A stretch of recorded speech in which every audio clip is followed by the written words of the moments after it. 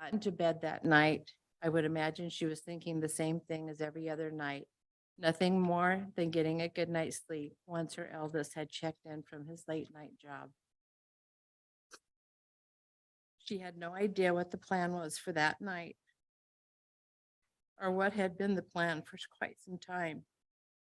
Unbeknownst to her, there had been quite a bit of discussion about how to get rid of the obstacles that Lori had. Lori had already killed 2 of her children. Tammy was next on her list of obstacle removal. Lori wanted money, sex, and more power, and what Lori wants, Lori gets. The plan was in place on how to get it. Instead of a good night's sleep, Tammy was brutally executed in her own bed. She was taken from us by murdering thieves.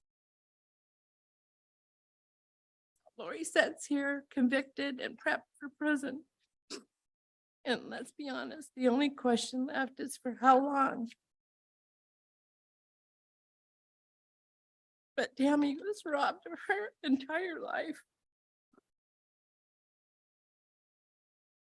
And all of her family robbed of ever seeing her again.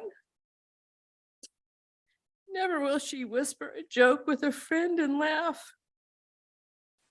Never see another sunrise or a sunset. Never smell fresh rain or see her grandchildren stomp through a mud puddle. Never to hear being called grandma or mom. Not another birthday, Christmas, birth of a grandchild, or graduation from preschool. No seeing pictures of prom, first dates, or weddings. No searching for something fun to do or growing a garden. Never attending one of our families just for the girls' lunches where we reconnected from all over, laughed about the good old times. And the funny way that Grandma Cooper took pictures. And then we take photos with each other that we would compare at the next lunch.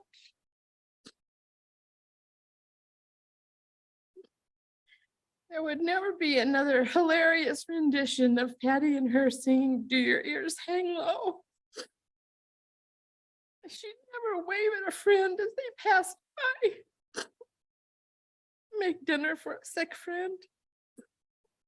Never have a last conversation with her beautiful mother. Or one last kiss goodbye. No more of her dad's dad jokes or Samantha's outdoor parties. No more lining up with all of her siblings to get the photo at the next event. A life full of people she loved and who loved her deeply. Her life was snuffed out. To say heartbreaking, gut-wrenching, unbearable is not a big enough statement to convey knowing the way this most excellent existence was taken by planning and execution. The most innocent of lives was simply just discarded like it meant nothing, but it did. And like all of Lucille's grandchildren, her life was a vibe. It was a valiant and unreproachable life. Lori, you participated in the savage murders of precious people of great value and worth. It is most likely something that you would probably never understand. To be selfish and just to live life in a simple way, enjoying life for what it is, to love, to be loved, to smile, and to be smiled at. While you had a shameful relationship with Tammy's husband and planned out a murder, Tammy lived her life. She supported her family in every way. And for you to turn her home where she lived and slept into a cemetery, her 2 innocent and beautiful children, is one of the most horrific things I can think of. Tammy would have been horrified to know what you had done and it has broken us as a family. You are now going to pay the price, albeit never sufficient in this life. It's all that we can do. I hope that the life you live is filled with fear and that every day you are terrified, just the way that beautiful Tylee lived in fear for hers and sweet JJ as you continue terrifying her by saying they would be zombies. And she knew the consequences of being what you called dark. Tylee had many wonderful friends that loved her, and in a cruel irony, my granddaughter was a good friend to Tylee.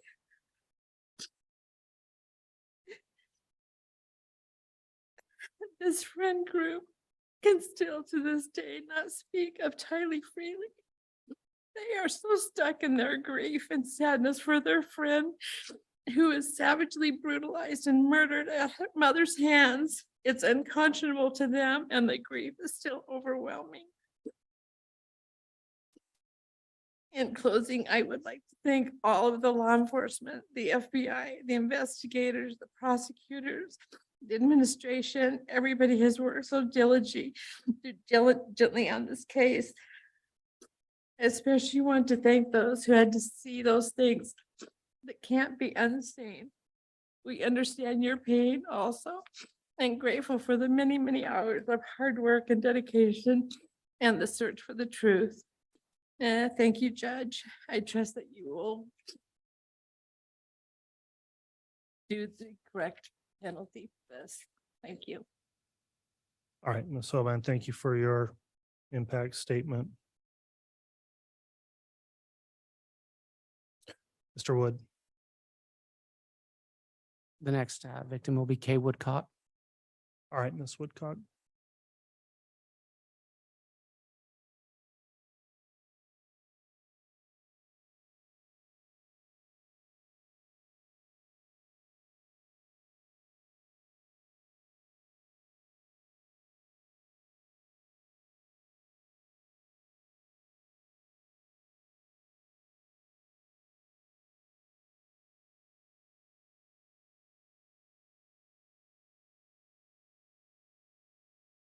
Good day, Judge Boyce. I want to express my thanks and appreciation for being able to speak publicly today on the impact of the defendant's actions. Thank you. 80, 1401, 1481, 1, 72, 1536, 0, 52, 8, 72, 319, and finally, 1 million. These are more than just numbers and very important numbers and will make sense as I continue. 80 days ago, on May 12th, 2023, the word guilty was read for each of the charges inmate Daybell is being sentenced for today.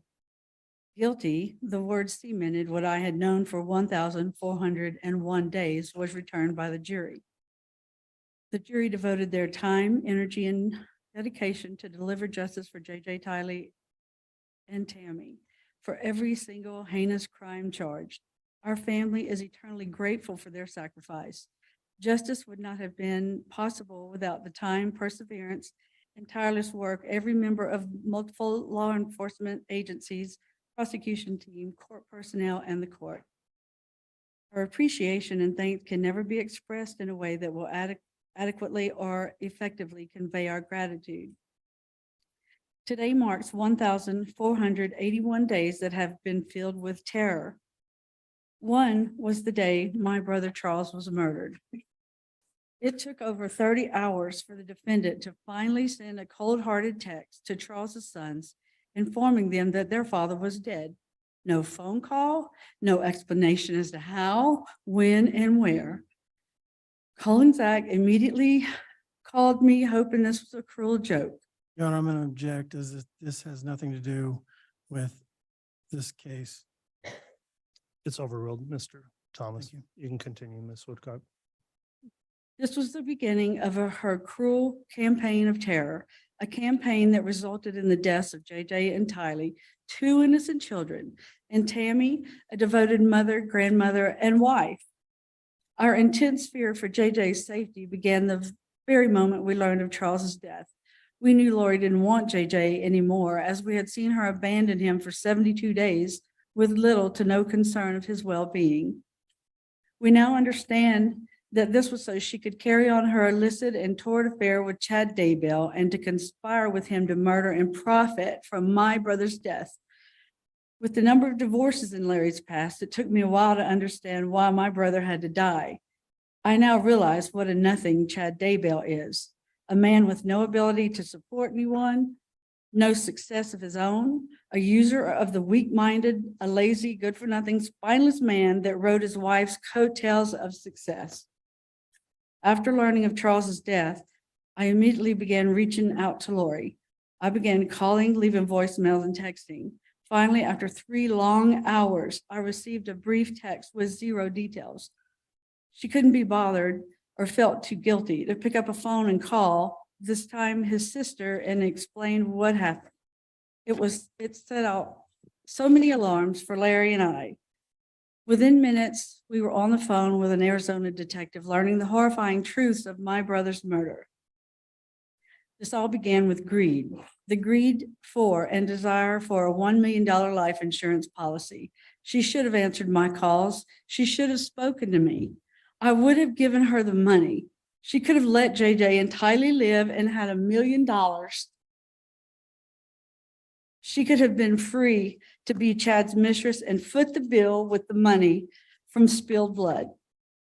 JJ and Tylee could have been with us living happy lives. Instead, she took all that away, all because she is a money-hungry, power-mongering monster. We flew to Arizona the next morning and were finally able to meet with the detective shortly after. We learned the frightful details of my brother being ambushed by Lori and Alex. I know my brother, and what we were hearing made no sense to the kind, gentle, and generous and loving man we knew him to be. After hearing the details, our immediate concern was JJ's safety. We had no legal rights to JJ. This simply left our hands tied. We were powerless then and have felt overwhelmingly powerless since. It is the most unwanted and terrible feeling to be in that position. I pray no one ever must deal with this type of circumstance. I wouldn't wish it on my worst enemy. I would say not even Lori or Chad, but their evil and malicious plans are why we are here. She has shown no grief for the lives she willingly took or the pain she caused. Today, I take the power back by standing here speaking out loud of all the pain and loss she caused. I pray that my words will assist you. My sincerest hope is that they will be seriously contemplated in imposing a sentence for her cruel and heinous crimes. During the trial, a lot of information was shared about JJ's death. Today, I want to share how he lived.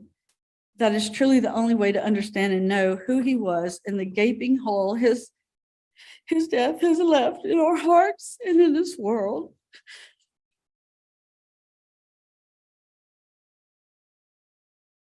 Payne and Todd Trahan came into this world fighting on May 25th, 2012, 10 weeks premature and weighing in at a tiny but mighty 2 pounds and 14 ounces. He was transferred to a hospital with neonatal intensive care unit within minutes of being born, where he spent weeks fighting to grow and live. I remember seeing him for the first time. My son Todd, his biological father, and I had followed the ambulance to the hospital. He was about 2 hours old when we were finally able to see him. He was so tiny and looked so fragile. In fact, I still have one of his tiny preemie diapers. It fits in the palm of my hand. As soon as I laid my eyes on him, I knew he was my grandson. He was the tiniest version of my son, Todd, who was also seeing him for the first time.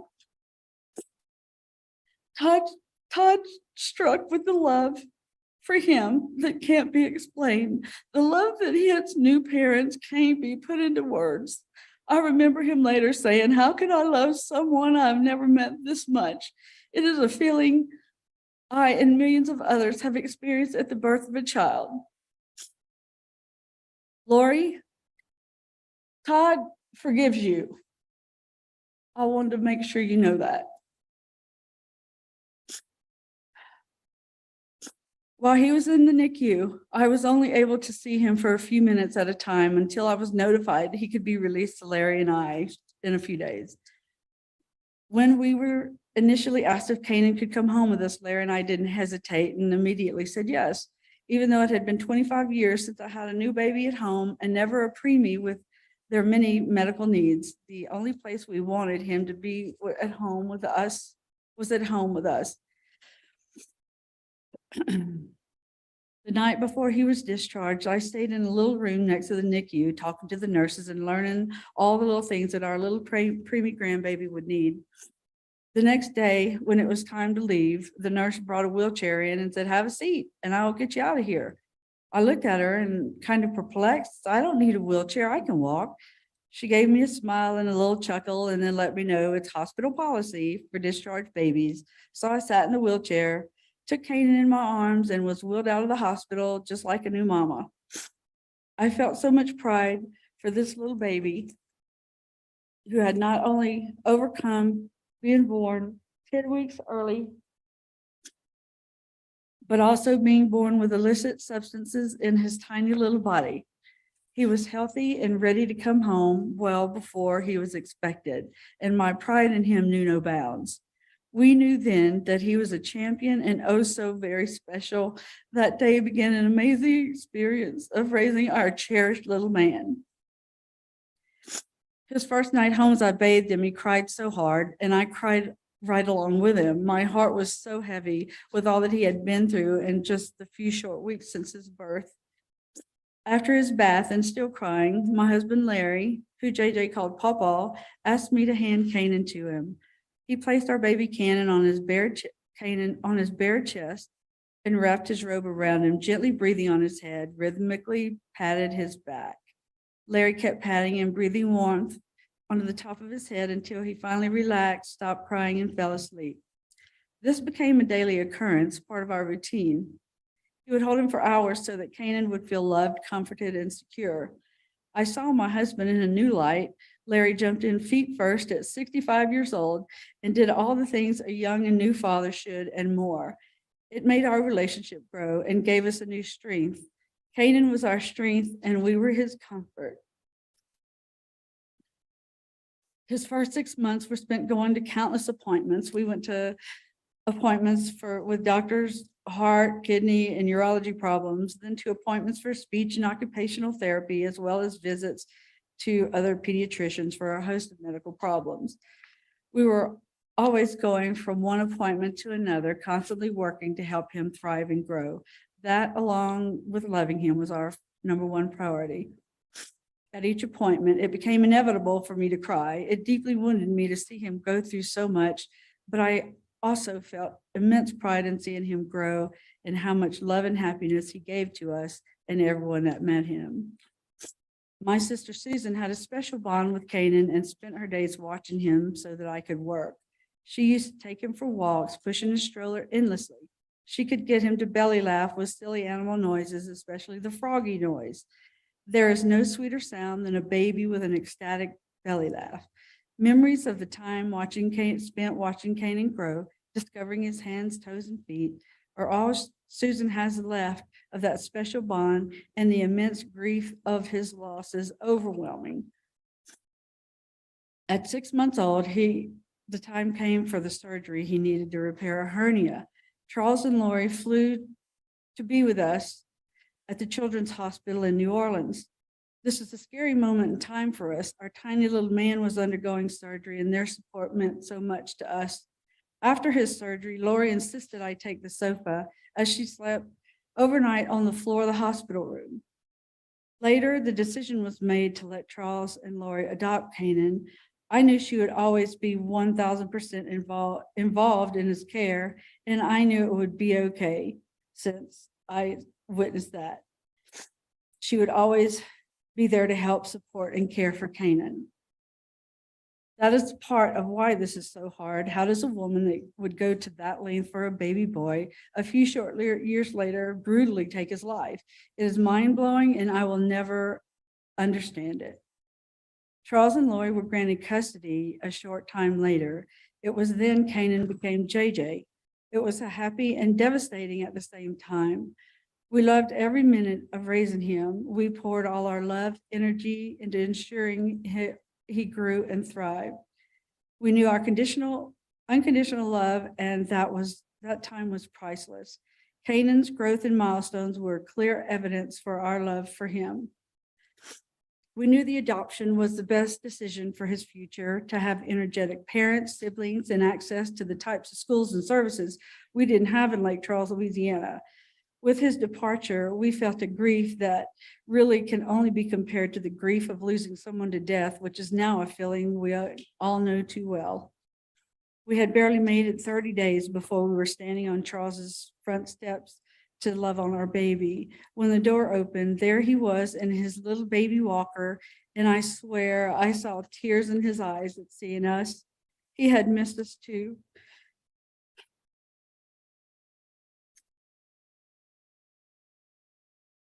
Before I could take a step, Larry swooped him up in his arms, and at 11 months old, JJ wrapped his tiny arms around Larry, laying his head on him. There it was, the connection. It was still so strong. We never lost that special connection with JJ. We were always his love, comfort, and safety.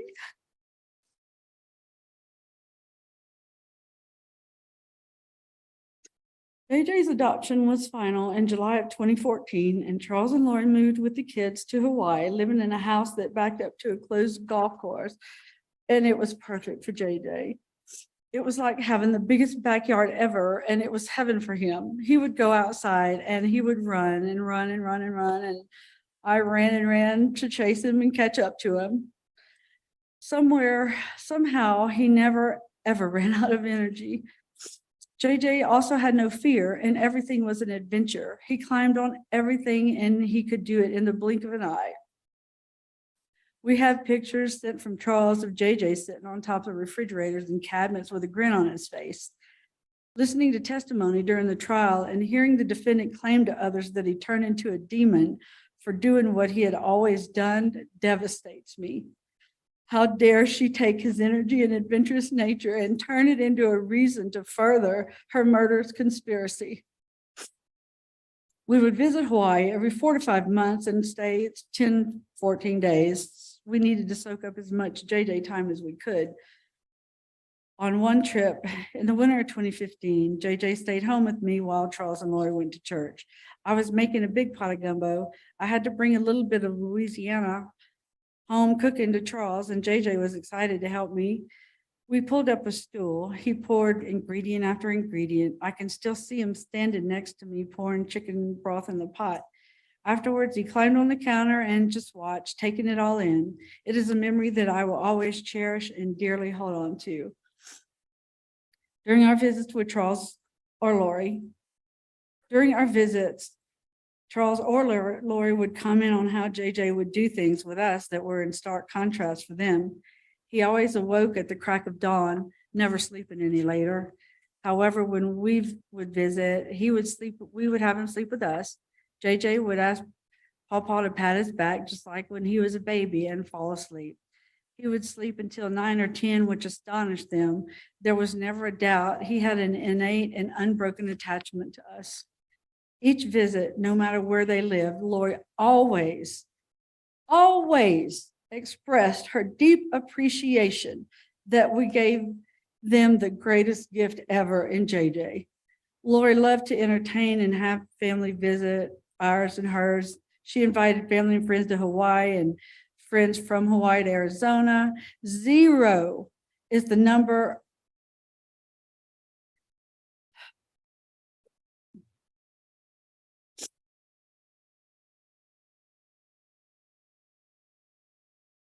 that same mother murdered that same child she expressed her deep appreciation for. It is mind-boggling, and I don't think I will ever be able to understand it. Back to JJ, he was incredibly smart. He was reading at middle school level by the time he was 4. I remember being in a store with JJ and on the aisle with eye drops, and there he was reading off the labels: Visine, cysteine, antihistamine, one long word after another. I hadn't seen him do that before, so you can imagine my surprise and delight. As we stood there, he would occasionally stumble on a syllable or pronunciation, but we took the time to go through the words and helped him learn. As he got a little older, his special education school in Arizona Told Charles he was a math savant. He could calculate anything. I continually wonder what he would have become, what type of man would he be? What did Lori deprive the world of? JJ loved school, loved his family, friends, and cousins, especially his cousin Braxy. The two of them had such a special bond and love for each other. There are so many lives he touched, from family, teachers, neighbors, and church members, that all feel the immense pain and loss of him being gone. Not only was JJ smart, but he was also funny, content, healthy, compassionate, and an empathetic child. JJ didn't show his empathy and compassion with hugs and kisses. In fact, you had to chase him down for those, but instead, with his gentle touch and speaking in soft tones, he would constantly stop to ask people if they were okay, if he could see or sense they were hurt. His world was fascinating and exciting with his huge imagination. He would put on concerts for his stuffed animals under our enormous oak tree, playing the drums on buckets and pots and pans. The joy he exuded and shared cannot be measured. I loved watching him, taking him in, and seeing how he approached the world. I never got enough of him. Now I've had all I will get for the rest of my life, and I will only have the precious memories to cling to. Now memories are how I feel the love I so desperately miss due to the heinous acts of his mother, the deplorable woman that chose to be his mother, the woman that 5 years earlier made the conscious decision to stand in front of a judge and swore to provide for, care, love, and protect him. When Charles and Lori married,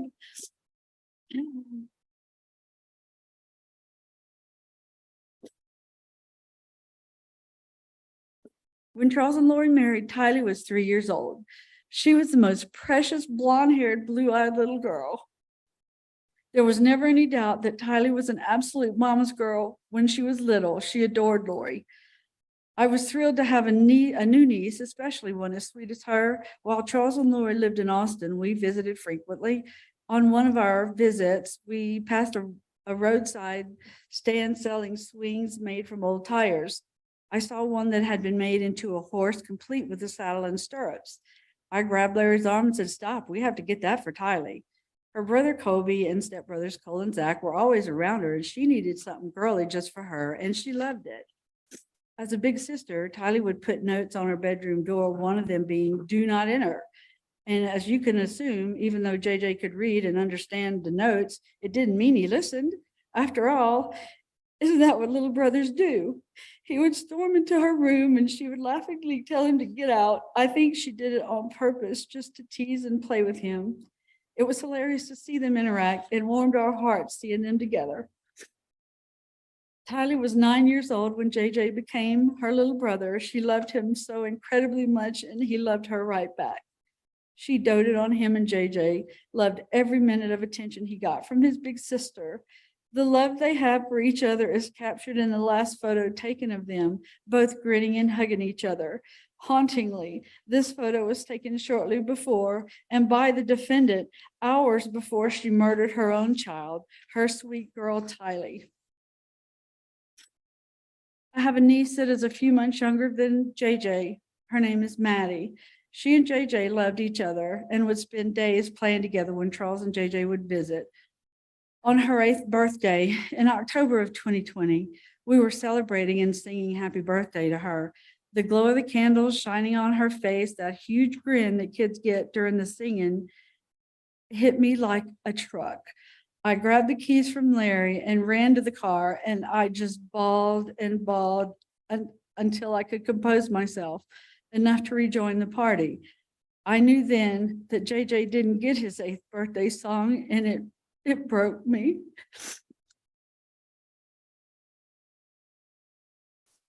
$1,536. That is how many days it has been since I've seen JJ, and how many days since I was able to see that same candlelit glowing grin and from being sung happy birthday. You see, the last time I was able to hug and kiss JJ was in May of 2019 when we celebrated his 7th birthday. It is just so wrong. He didn't get to have that joy and feeling of love of another birthday because his mother is greedy and his life was expendable to her. We never know when one of those moments are going to hit, but I can tell you that there have been too many situations in the past few years where we get slammed with the fact that JJ won't hit another milestone in his life, all because his materialistic, self-centered mother cruelly and brutally stole his life and him from the world. Lori's acts of depravity, cruelty, and betrayal have no limits. She murdered and stole JJ's daddy from him on July 11th, 2019. Next, she was trying to sell Bailey, JJ's adored and cherished service dog, his shadow and his best friend. When caught, she was confronted and forced to give Bailey back to his original trainer. I can't imagine how that impacted JJ. Bailey went everywhere with him and provided him so much security and happiness. 52. That's how many days after Charles's death she waited, continuing her trail of destruction by taking JJ away from his home, his family, his school, his sense of well-being and normalcy by moving to Rexburg. JJ and Tylee were isolated and deprived of everything and everyone they knew and loved. 8. That's how many days later until another act of treachery with the murder and desecration of Tylee. The immense sorrow I feel in thinking of JJ's last days and week cannot be measured. How did he cope with the shockwave of change, confusion, and chaos? Being autistic and just a child in general, he thrived and excelled with his routines and schedules, and nothing was routine at that point. How much grief and fear did he experience? The loss of his dad, his world was upside down. During those 2 months, I continually asked, to the point of pleading with Lori to let us visit JJ. She only agreed once and then canceled. The trip was for JJ to attend Charles's memorial services back home in Louisiana. Our FaceTime calls, something that had been the norm, were cut shorter and shorter until our last call on August 10th of 2019 that lasted for 35 seconds. This all started with her greed. Her greed for a $1 million life insurance policy and her lust for Chad. 72 days, that is how many days it took Lori to take everything from JJ. He lost his dad, his home, his best friend Bailey, his beloved big sister, and his life, all in 72 days. My sister said it best. My sister Susan said it best. She killed him slowly by taking away everything that mattered. The following 9 months were pure hell. Nothing else can describe the feeling of not knowing where the children were. We were continually learning more about the evil that the defendant was involved with, and our fears continued to mount daily. 319. That's how many days from the last time we were able to FaceTime with JJ until the moment we learned the children had been found in Chad Daybell's backyard, buried like animals. When the call came, a sound escaped me that only can be described as guttural. Our worst fears were confirmed and we were destroyed. The grief my family and I have endured is immeasurable. Lori cruelly took my big brother, Charles, my adorable grandson, JJ, and my beautiful niece, Tylee, and sweet Tammy, whose family I've come to know and love.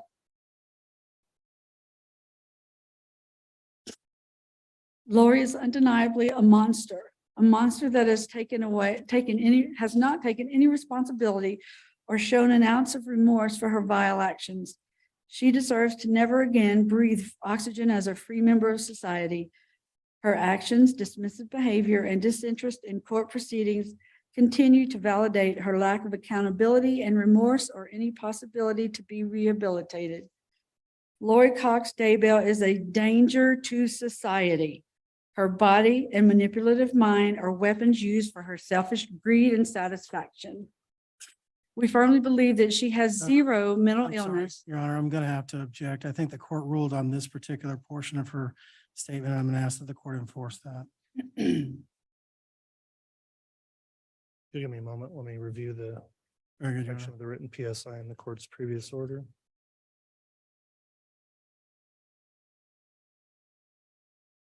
The objection's overruled. This is not the section the court struck from the statement, so you can continue. Ms. Woodcock.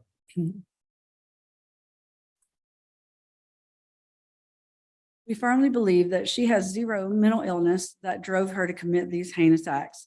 Rather, she is driven by her greed and need to be the center of attention.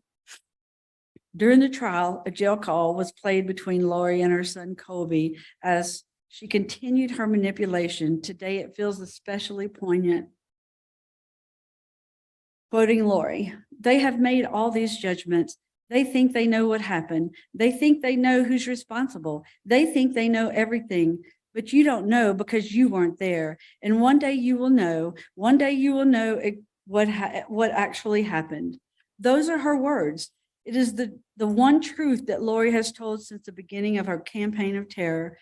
We do know what actually happened and who is responsible. Lori. Today is the day that she will finally be punished for her manipulation, cruelty, and criminal acts. She has shown no remorse for the murders, the lying, the deceit, or the pain.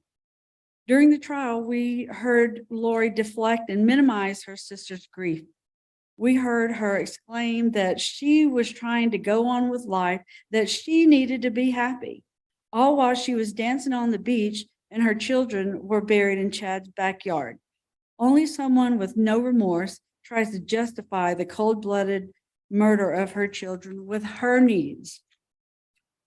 We wholeheartedly believe she was not only complicit, but was an active participant in both JJ and Tylee's murders, making her crimes even more reprehensible. Your Honor, my family and I pray for nothing. Okay.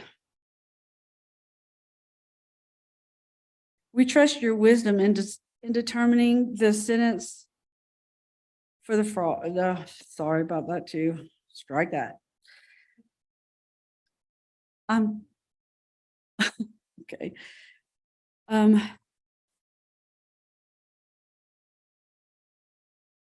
We believe there should never be a reason for her to be released from prison. She deprived JJ, Tylee, and Tammy of that right and should never be given what she so easily took from them. I'll leave with two final numbers. 3 for the 3 people who were murdered, who we will never forget. And finally, the number 1 for the defendant, the person that will never matter again once we walk out the door. All right, Ms. Woodcock, thank you for the victim impact statement. Mr. Wood, are there any other statements to be offered into the record? Yes, Your Honor. We have been asked to read Colby Ryan's statement into the record, and so I'll do that now.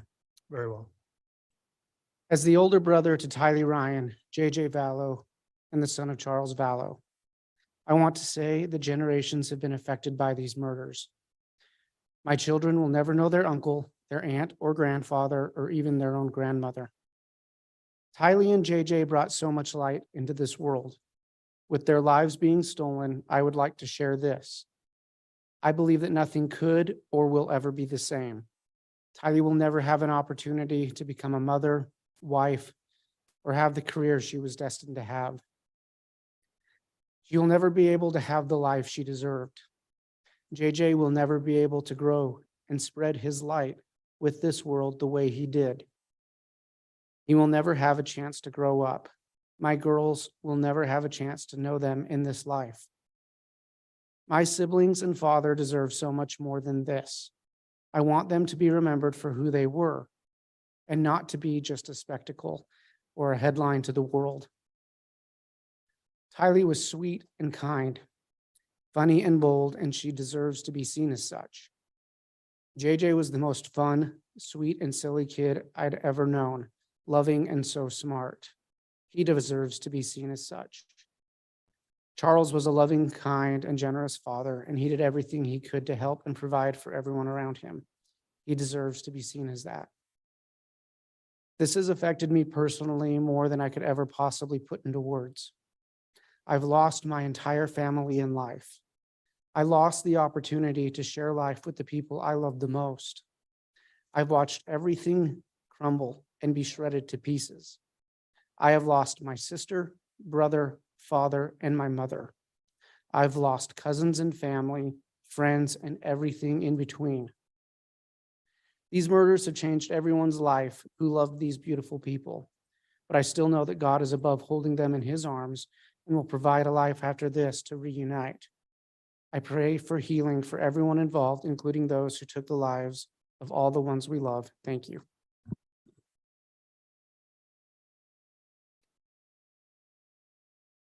All right, the court's considered that statement as well at this point then. Mr. Wood, are there any other victim impact statements to read into the record? No. Very well. At this time then, as I mentioned, I'll move forward and have the state make its sentencing recommendations. After that, then the defense may make their recommendations. So Mr. Wood, you can commence with the state's sentencing recommendation at this time. Thank you.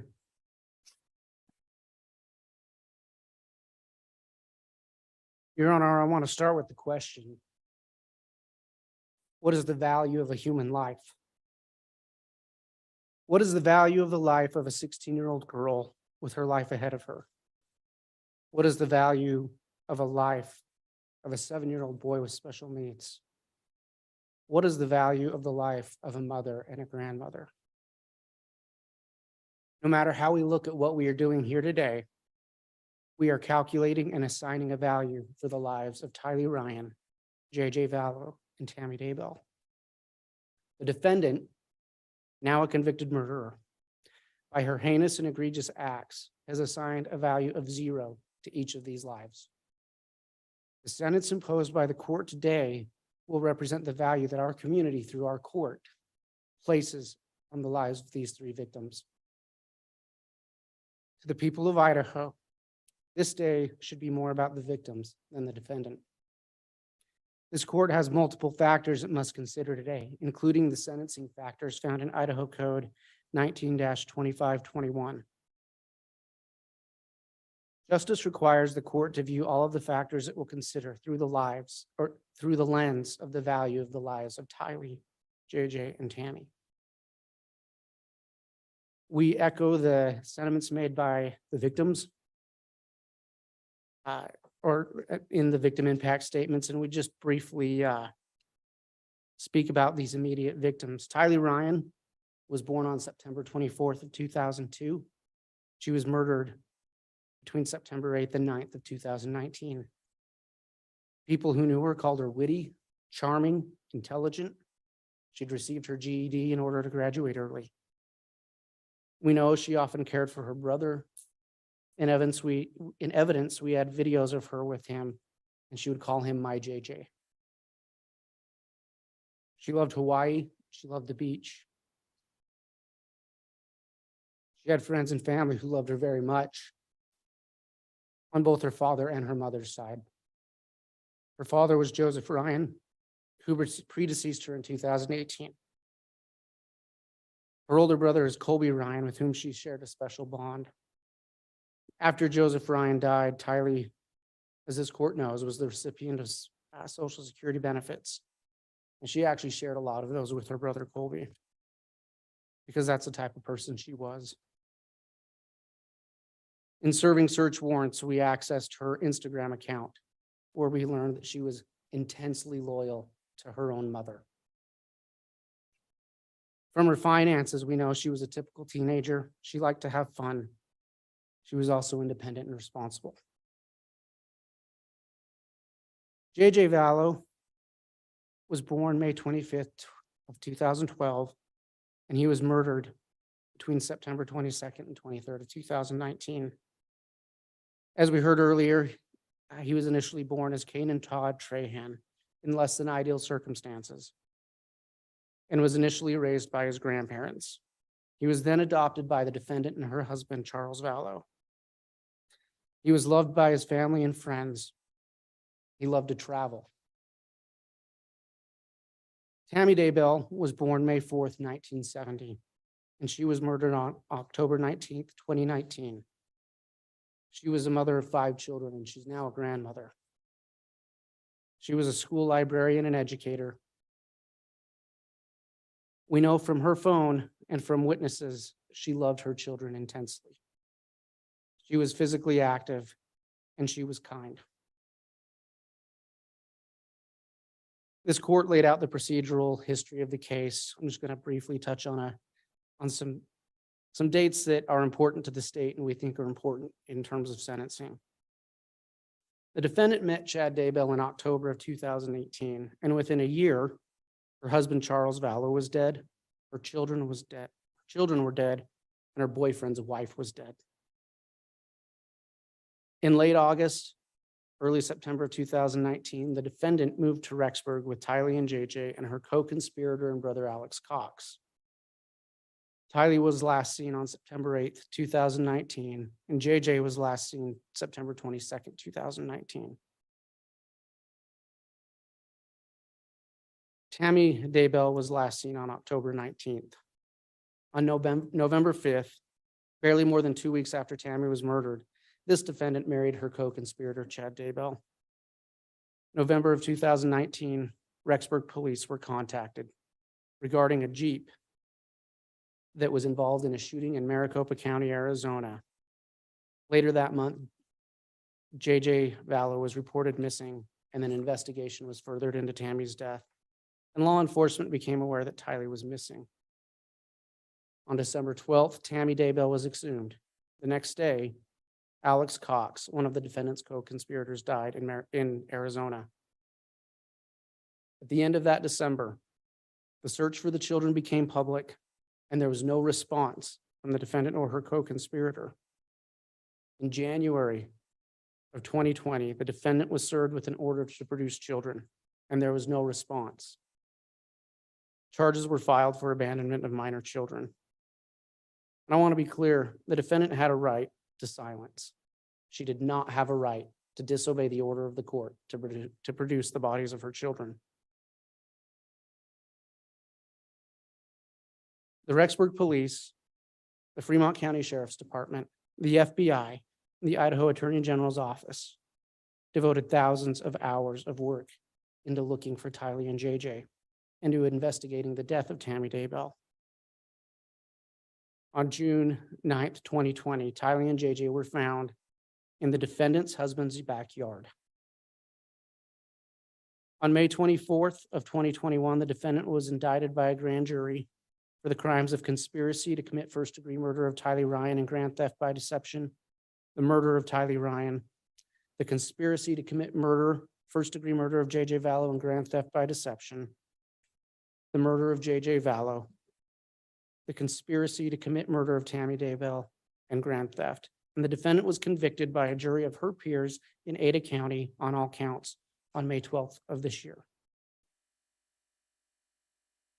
This court is required to consider the factors in Idaho Code 19-2521 subparen A in sentencing.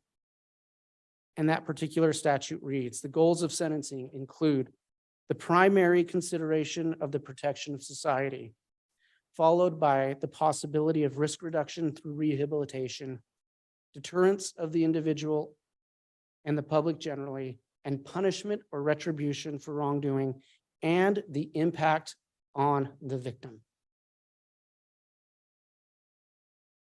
I want to talk about protection of society. This defendant has proven by her actions that she is dangerous to society. In Idaho alone, she was involved with 3 murders in a space of 6 weeks. While she's not convicted yet, I think the court can acknowledge that she faces 2 charges of conspiracy to commit first-degree murder in Maricopa County. 2 of the murders in Idaho were her own children. This defendant violated the most sacred trust that exists in society, that between a mother and her children. And she did it for gain. She did it for money. A defendant who is willing to murder her own children is willing to murder anyone. Society can only be protected from this defendant by a life sentence without the chance of parole. There is no indication that upon murdering for financial gain, that she feels any remorse. The amount of murders in her ledger show us that she will seek to obtain money through murder again if released. And again, only a sentence of life without parole will satisfy the court's mandate to protect society. Courts required to consider risk reduction through rehabilitation. And it's tempting to just say, there's no rehabilitation possible. What is rehabilitation? It's the process of restoring a person to normal and a constructive place in society. Some crimes render a criminal unable to fully be rehabilitated as a functioning member of society. Some crimes are so heinous that you simply lose your place among the rest of us. Killing your own children and your boyfriend's wife are these types of crimes. Rehabilitation requires remorse and acceptance of responsibility. And there is literally zero evidence that this defendant feels remorse or responsibility for her crimes. The court heard victims talk about her behavior at trial, and I think that was an indicator that she lacks remorse, that she lacks accountability. The only way to rehabilitate this defendant at any level is to make her face the consequences of her heinous crimes that she has committed. And that is only possible through a sentence of life in prison without any chance of release. This court is required to consider deterrence of the individual and the public. Again, deterrence requires accountability. She has none. One thing that has been so shocking about these crimes is where it happened. Fremont and Madison County, Idaho. These are fairly rural areas. These are low crime areas. And I would note that this defendant, despite being labeled oftentimes by the media as a Rexburg, Idaho mother, is not a Rexburg, Idaho mother. She's not from Rexburg. She actually spent very little time here before she was arrested. And our community was left reeling by these crimes. The sentence that the court imposes today will be a message. And the citizens of these two counties have a right to the message, don't come here and commit these crimes. The citizens of these counties don't live these type of lives, and we don't want people to come here and commit these crimes. And this court has a responsibility to send that message, to give a sentence that gives that deterrence. It's the state's position that only a sentence of life without parole will send the proper message of deterrence both to this defendant and the public. And in line with deterrence, if these crimes don't merit that type of sentence, the state's unaware of what kind of crimes would. Finally, the court is required to consider punishment and retribution and the impact on the victim.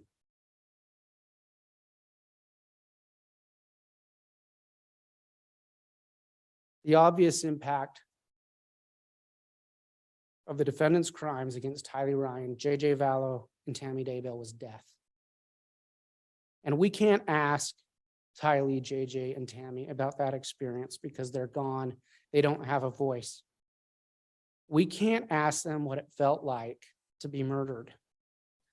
We can't ask them about the impact of their last moments. We have to instead look at the evidence and glean what we can regarding the impact of the murder of Tylee, JJ, and Tammy. This court sat through a trial.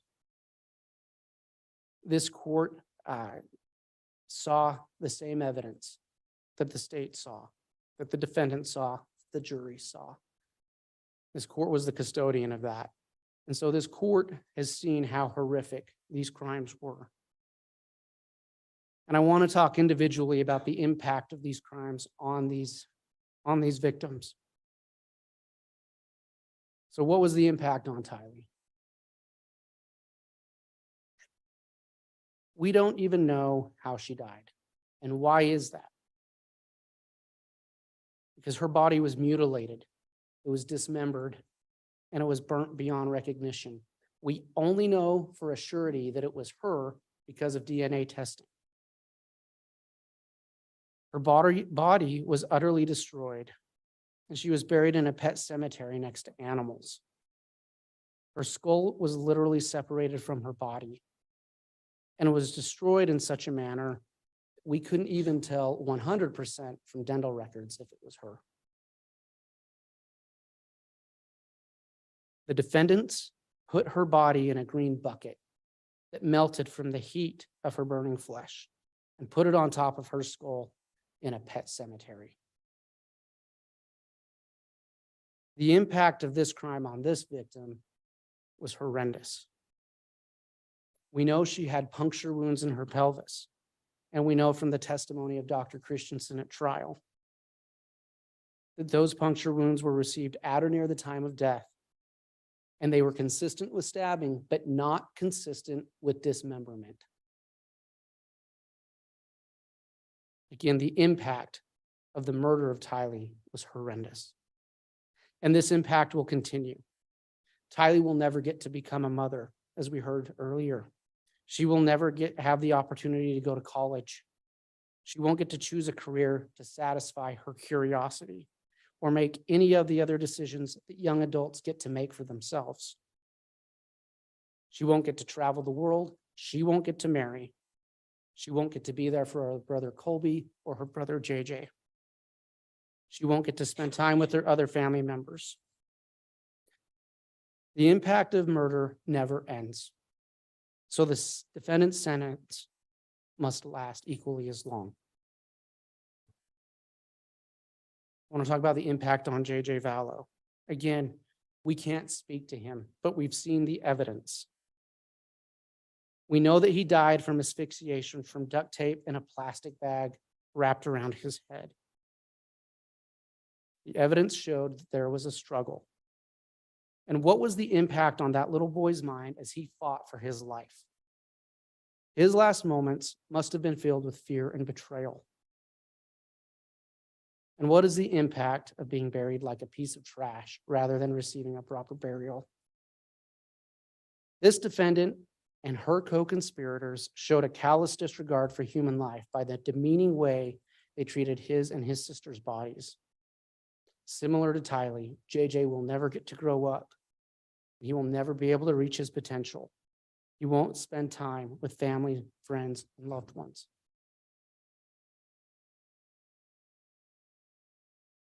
What was the impact on Tammy Daybell? This defendant was not charged with the actual murder of Tammy Daybell, but she was charged with the conspiracy to murder her and convicted of such charge. I would note conspiracy is not a lesser included of murder. It is an equal charge. We know that because the sentencing by statute is equal. It is equally as bad to conspire to murder as it is to murder. It's bad enough to steal someone else's spouse. But this crime rose to a whole other level of egregiousness because this defendant planned with her boyfriend the death of his wife. And when her brother and boyfriend committed that actual murder, she was vacationing on a beach in Hawaii. We don't know exactly what Tammy's last moments were like. We can't ask her. We know she had bruising on her body that appeared to be at or near the time of death. Like Tylee, like JJ, the impact on this victim continues. She won't get to spend time with her children. She can't give them advice. She can't be there for her grandchildren, her brothers, and her sister. She missed her mother's funeral. The impact doesn't end with the individual and immediate victims. It spreads. It's the proverbial rock thrown in the lake that ripples and ripples and ripples. Murder tears at the fabric of society more than any other crime. Infanticide defies the law of nature. Mothers are meant to care for their children. When we consider the impact of the victim, it's appropriate for this court to consider the impact on the living victims as well. So when we talk about punishment, it has to match the crime. Not only do we need to protect society, do what we can to rehabilitate and deter, the punishment has to match the crime. Punishment must be, because this was the ultimate crime, killing your own children, killing your boyfriend's wife, the punishment must be the ultimate allowed by the law. And at this time, that is life sentences without parole. And we aren't asking that to be harsh. We're asking that because it's the right thing to do, because it's the only punishment that matches what this defendant did. I want to just briefly address some of the material found in the PSI. There are two mental health reports, one by Dr. Watson and one by Dr. Cunningham. Excuse me. And so what's in them? They say that this defendant suffers from a delusional disorder. She has grandiose and persecutory features, which I would note is something that many serious criminals have. It says she has hyper-religiosity with bizarre beliefs. More important, though, than what's in those reports, I want to talk about what's not in them. These are bare bones reports with barely anything more than alleged diagnosis. There's no analysis of her behavior, and that's important to note because psychologically we can tell more from what a person does than what they say. There's zero evidence provided or in those reports that the defendant's alleged mental illness contributed to her crimes. There's zero evidence in those reports that the defendant's alleged mental illness hindered her ability to know right from wrong. And in fact, the evidence is overwhelming that she did know right from wrong. She lied to the police, she lied to family members, and she lied to friends regarding the children of Tammy. Even their close friends who they shared some of these religious beliefs with, they lied to about the death of the children. And what does that tell us? Well, it tells us that Tylee and JJ didn't die because their mom thought they were possessed. If she truly believed that, she would have preached it because she preached all the time. She didn't tell anyone that because she knew why she killed them. She killed them for money. Her actions show afterwards, not a pattern of grieving. She goes on vacation to Hawaii. She gets married. In those reports, there's zero evidence provided of the defendant's mental state at the time of the crime. And again, all evidence shows that she was highly functioning at the time these crimes were committed. There's no evidence that she wasn't able to provide for her food, clothing, shelter, transportation. Again, she arranged a marriage. She arranged living in Hawaii. Again, and further in these reports, there's no prognosis other than there is one prognosis that states the defendant will make a positive adjustment to prison. Well, that's good because that's where she belongs and that's where she needs to go. Other than that, there's no treatment suggestions or discussion of possible treatment. Again, we'd ask this court to look at the defendant's behavior more than anything she says.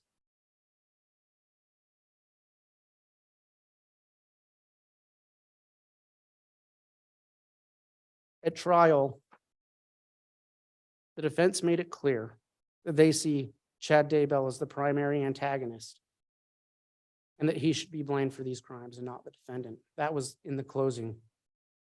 I want to be very clear. This court is precluded today from even engaging in any analysis of that.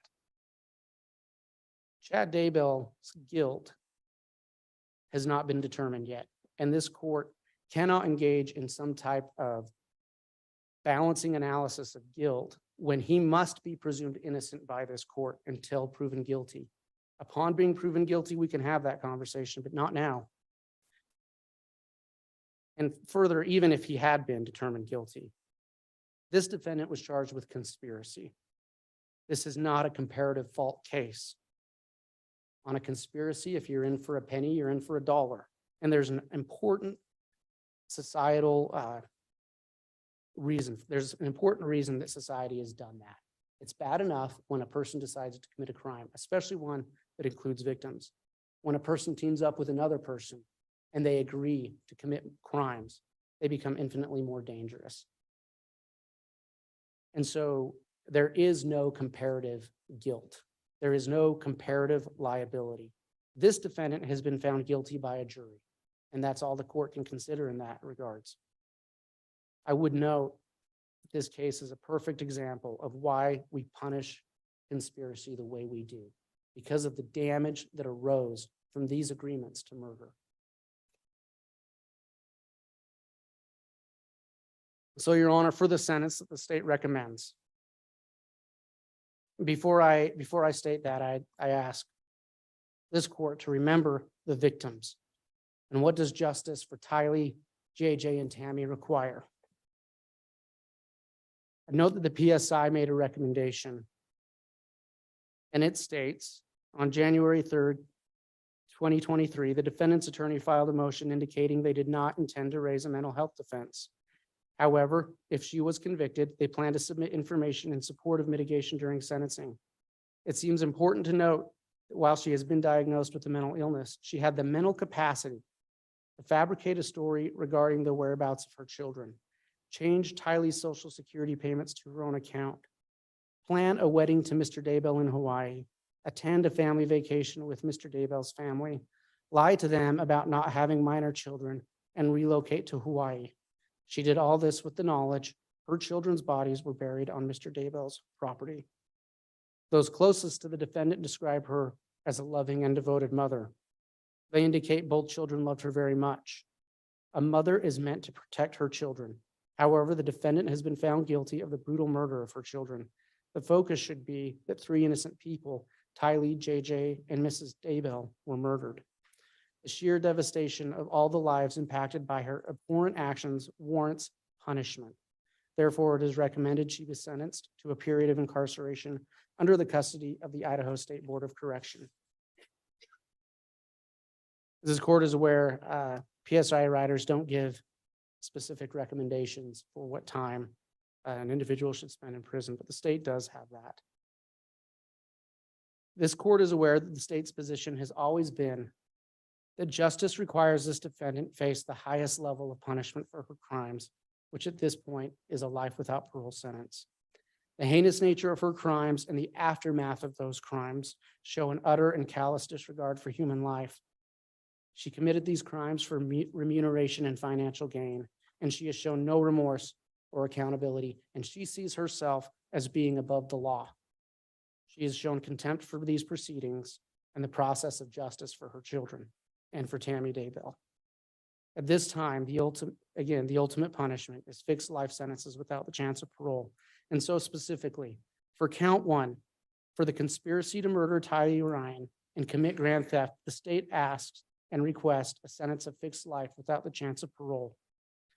For count 2, the murder of Tylee Ryan, the state requests a sentence of fixed life without the chance of parole to run concurrent with the fixed life sentence for count 1. For count 3, the conspiracy to murder JJ Vallow and to commit grand theft by deception, the state requests a sentence of fixed life without the chance of parole to run consecutive to the fixed life sentences for counts 1 and 2. Consecutive sentences are justified here by the severity of the crimes, the fact that it involves different victims, and there was an appreciable amount of time between the murders of Tylee and JJ. For count 4, the murder of JJ Vallow, the state asked for a sentence of fixed life without the chance of parole to run concurrent with the fixed life sentence for count 3, but consecutive to the fixed life sentences for counts 1 and 2.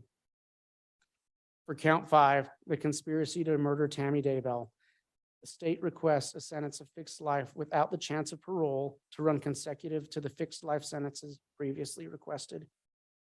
And for count 7, grand theft, the state requests the full sentence of 20 years.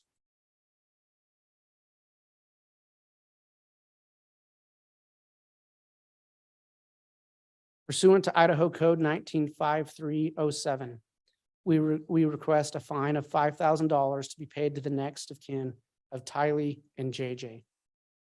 I would note that Idaho Code 19-5307 includes a list of crimes, violent crimes, for which that payment to a victim may be granted. And it includes murder, but does not include conspiracy to commit murder. However, we'd also note that under Idaho Code, the punishment for murder is the same as the punishment, or I'm sorry, the punishment for conspiracy is the same for the punishment to commit murder. And so we'd ask for a $5,000 fine to be paid to the next of kin of Tammy Daybell. We'd ask for an order of restitution to the United States of America Treasury in the amount of $22,545, which amount was proven at trial to be the amount that was stolen from the Department of Treasury. I would note, Your Honor, compared to these other crimes, a grand theft does not seem like a big deal. But I would note that in context of these crimes, this grand theft is a big deal. It shows her contempt, not only for her children, shows her contempt for everybody else, because that money belongs to everyone. Finally, pursuant to Idaho Code 18-112, we would ask for fines of $50,000 for each count of conspiracy and murder, for a total of $250,000 in fines. The state has essentially asked for the maximum sentence allowed under the law. The sentence is not only justified, it is necessary to satisfy the four goals of sentencing in Idaho. A sentence less than what the state has requested will not satisfy those goals. And I want to end, Your Honor, where I began. What is the value of a life? What is the value of Tylee Ryan's life? What is the value of JJ Vallow's life? And what is the value of Tammy Daybell's life? Our communities and the people we represent, the value is great, it is immense, and it is immeasurable.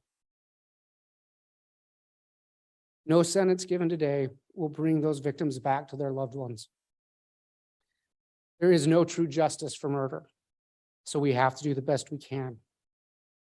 And any sentence that would allow this defendant to even hope for release from prison would send a message that these communities don't value the victims' lives appropriately. Again, in regarding the goals of sentencing, we request this court make its decision pursuant to those goals and through the lens of what justice requires for Tylee, JJ, and Tammy. These crimes were heinous, they were egregious. Again, she murdered her own children. They had a right to depend on her. Tylee and JJ had a right to be protected by her. She betrayed their trust in the most awful and horrific way imaginable. She profited from those murders. The defendant conspired to murder her boyfriend's wife. It wasn't enough to steal or to break the marriage. She wanted Tammy dead. And why? Well, there were $430,000 that they profited from that. And so what does justice for Tylee, JJ, and Tammy require? It requires this defendant never have a chance for freedom because her victims no longer have that. This defendant forfeit the remainder of her life to prison because her victims were forced to forfeit their lives. What is the value of a life? Thank you.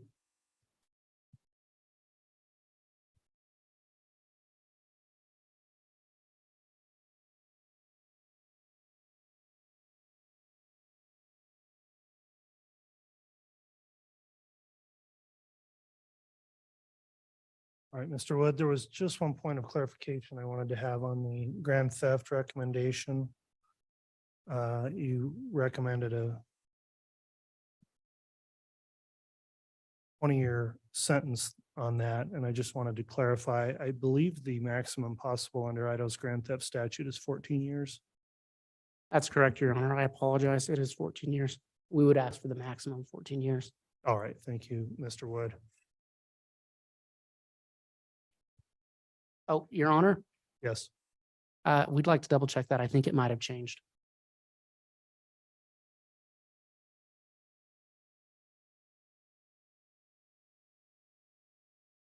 Your Honor, I believe that has been changed to 20 years. And I think is that only if it's by extortion? I think there may be a limitation. I'll double check, counsel, and allow the defense to comment on that as well when they have their opportunity to speak.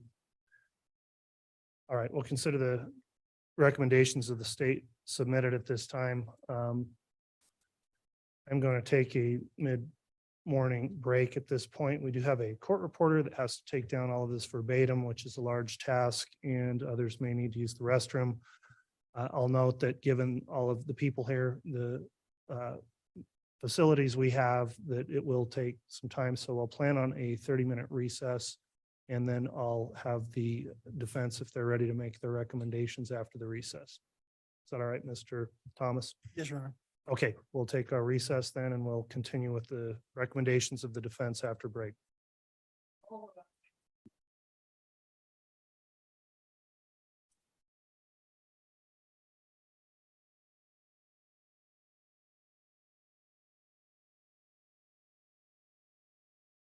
And let me just indicate, we'll have the audience and those in the gallery, please wait while we have the defendant escorted out for security purposes. Once the bailiffs have given you the word that it's okay to exit the courtroom, you can do that, but please remain where you are until that.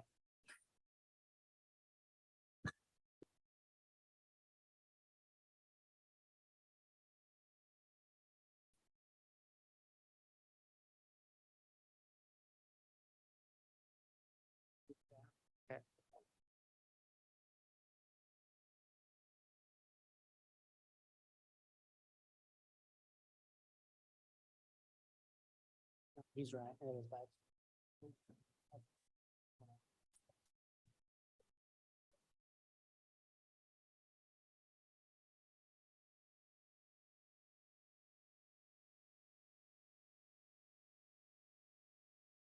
Oh, no. I don't know what he's gonna do.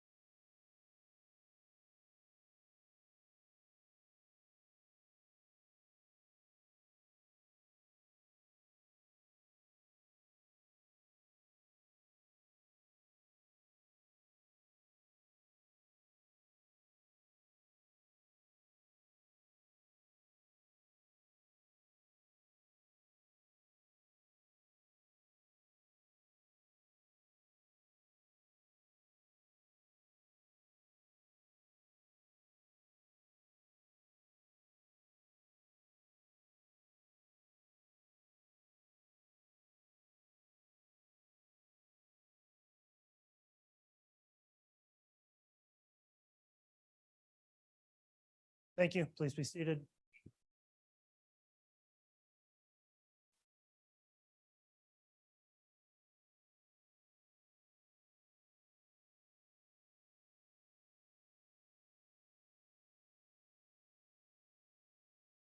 Okay, we're back on the record on KCR 22-21-1624, State of Idaho versus Lori Noreen Vallow.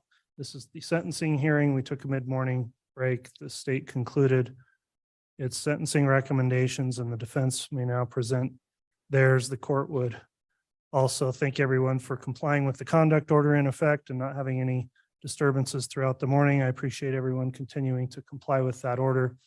With that in mind, then Mr. Thomas, is the defense ready to present their recommendations? We are, Your Honor. All right, Mr. Thomas, you can proceed. Would the court prefer if I stand or is it okay for me to sit, given the acoustics in the room? I think it'd probably be better if you remain seated to pick up the recording on the record. Very good, Your Honor. Thank you.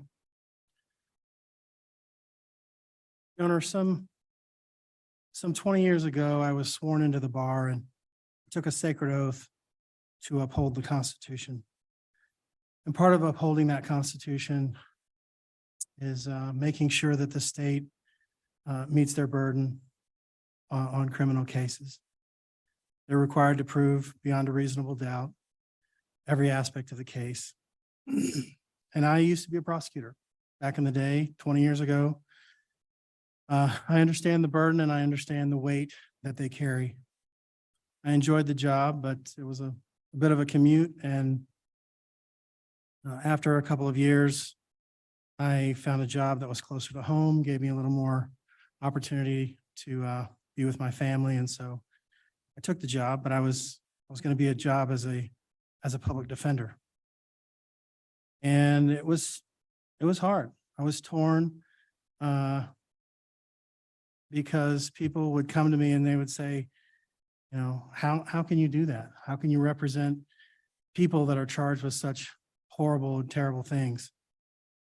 And so I went to my wife, one of my best and greatest counselors, and I said, what do you think of all this? And she told me, John, I don't think Jesus Christ was a prosecutor. He is our greatest advocate.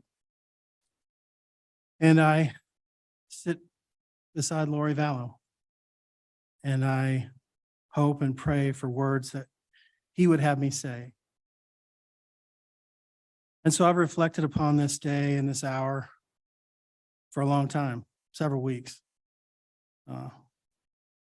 And the message that I think I need to tell the court and the recommendation that I need to give to the court regarding Ms. Vallow is a message of peace and love and joy and hope. First of all, peace. There are so many victims in this case.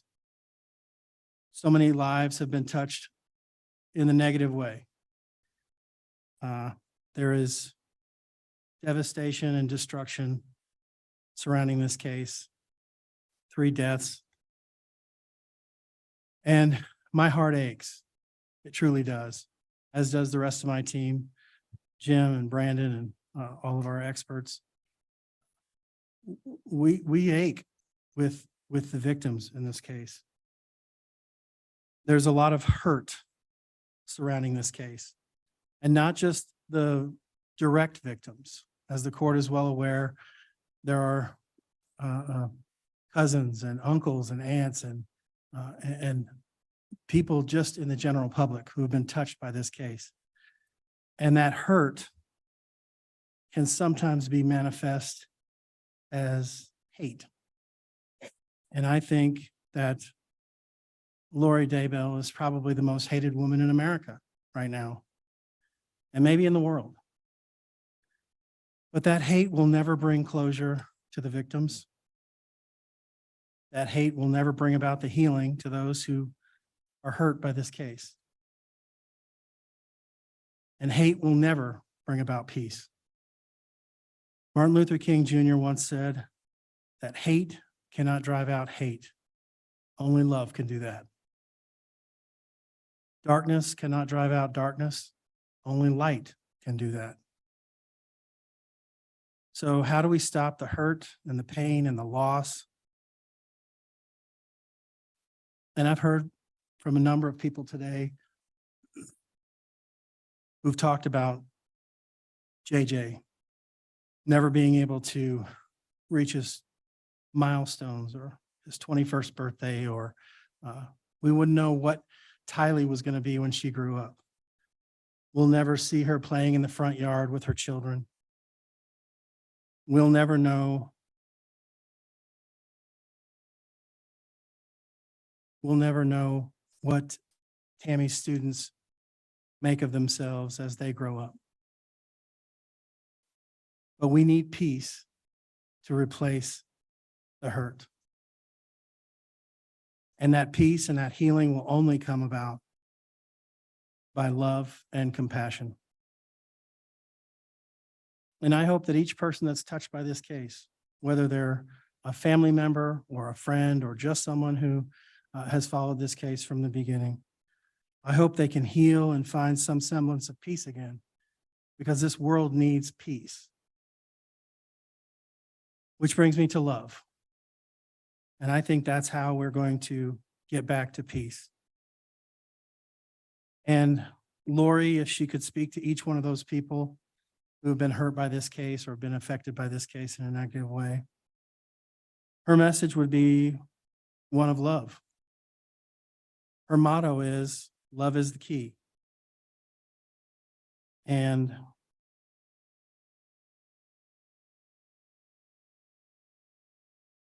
Lori's a very misunderstood person. People that know her,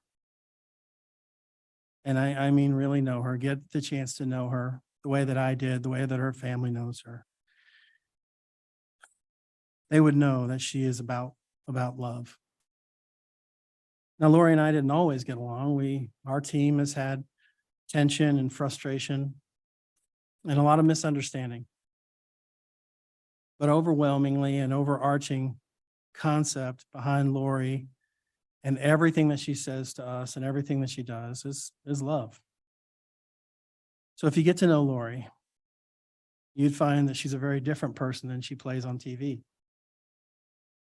She's kind, she's loving, she's caring, she's very witty, she's insightful, she's smart. And if you talk to people that knew her prior to 2018, prior to this whole crazy series of events, you'll hear about a wonderful person who is active in her church, who was active in her community, who loved her children, very active in their lives. You'll hear people who talk about how great she was with their children in her church callings, in her neighborhood. She was a great mother to her kids. Her son, Colby, in fact, testified at trial that she was a great mother when he was growing up. She has redeeming values. Kay Woodcock sang her praises today, that Lori was a great mom and that Kay allowed JJ, Canaan, to be adopted by Lori and Charles. And there's a lot of confusion and there's a lot of misunderstanding about how this ultimately came to pass. And that's probably not going to change anytime soon. There will be a lot of misunderstanding and a lot of confusion for a while. This brings me to my last topic of healing, and that is of hope. So what is hope?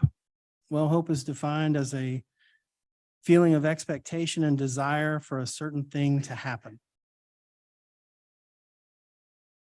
So what do we want to happen in this case? I think the court is well aware of the 4 goals of sentencing pursuant to Idaho Code 1925-21. The first and foremost is the protection of society. The second most important is rehabilitation and then deterrence of the individual and the public generally. And finally, the least important, according to statute, is that a punishment. Now, first-degree murder is first-degree murder, and conspiracy carries the same punishment. Under Title 18, 4004,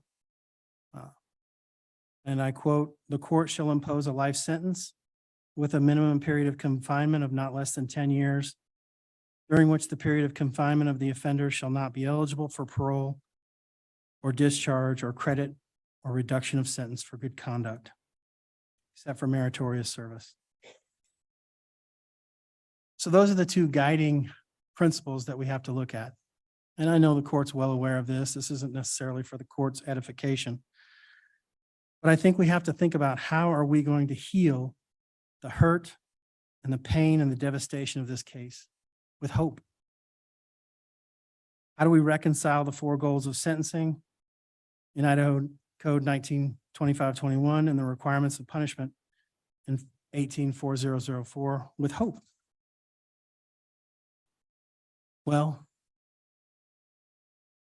we, and collectively, I'm talking about the court, the prosecution, and the defense collectively, have saved the life of the defendant. I don't think the court, nor the prosecution, or the defense team should take credit or blame for the death penalty being taken off the table as a possible punishment. In my opinion, it was a collective effort, an effort that led to the court's decision. It was a necessary outcome to a series of events that no one person can be credited or blamed.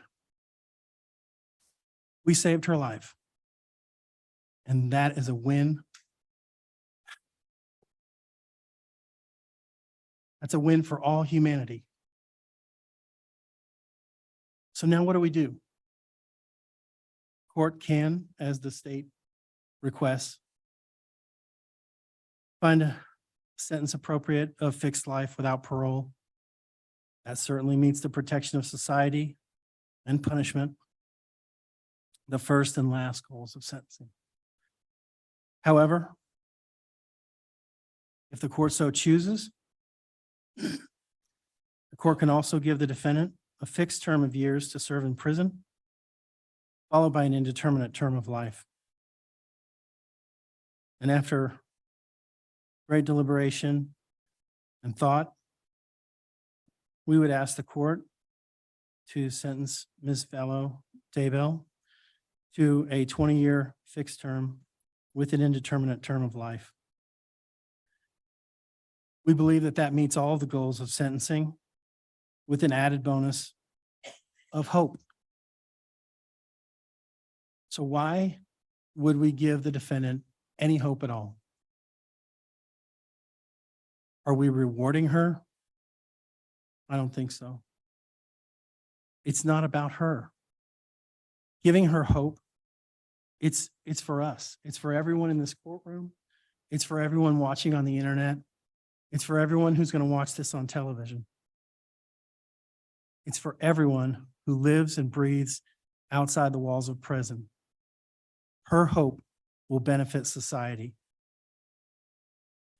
In our opinion, if you give her fixed life, you will have essentially thrown her away. She has no incentive to rehabilitate. There is no deterrent to her or anyone else. The punishment portion is final and all-encompassing. However, if we give her hope, we protect society by keeping her behind bars well into her 70s, but she has the incentive to be a model prisoner. She has the incentive to help those women that she interacts with in prison. And over time, she changes her behavior, her routines become habits, and she helps other inmates. She becomes a better person. And as these inmates interact with her, this better version of Lori Daybell, they become better people as they re-enter society. So without hope, the likelihood of success in reaching any of the goals of sentencing other than punishment is very low, if not non-existent. Your Honor, we live in the greatest country in the world. We can do this. We can't bring JJ back. He will never reach those milestones. We can't bring Tylee back. She'll never have children of her own. And we can't bring Tammy back. She'll never visit with her grandkids or teach a young student in the library or in her computer class. But we can try to bring others up who go to prison to a higher level than they are when they went in. And I think that's important. And I think that's a testament to JJ and to Tylee and to Tammy. I think that gives them something to carry on in the future. Forgetting about Lori Daybell is not the way that we're going to heal. Remembering JJ, remembering Tylee, remembering Tammy, and allowing Lori to be the best person that she can be in a prison setting, to help other people in that prison setting. That's how we're going to get the benefit out of Lori. The benefit to society of giving Lori Daybell hope far outweighs any detriment. And what do we have to lose by giving a woman in her 70s an opportunity to go before a parole board and to ask for release? There's not even any guarantee that she will be released in her 70s. But that hope is what's going to drive progress in this case. So in summation, we need to heal in order to have peace. Peace comes through love. Love is manifested in this case through hope. We ask the court to show mercy and look to the future. We ask the court for a 20-year fixed term plus life indeterminate, concurrent for all 5 counts of murder and conspiracy to commit murder. We would ask the court to give Lori Daybell a 14-year concurrent sentence for the grand theft to run concurrent with each one of the other charges. We can do this, Judge. We can move forward towards peace again and heal, which is what we really need to do. Thank you, Your Honor. All right, thank you for the recommendations, Mr. Thomas. All right, Ms. Vallow, before I impose sentence, if you choose, you may address the court. This is known as the right of allocution, which permits you to make a statement on your own behalf or present any information in mitigation of the punishment for the crimes you've committed. And let me inquire at this time, do you wish to address this court? All right, very well. You may make your statement.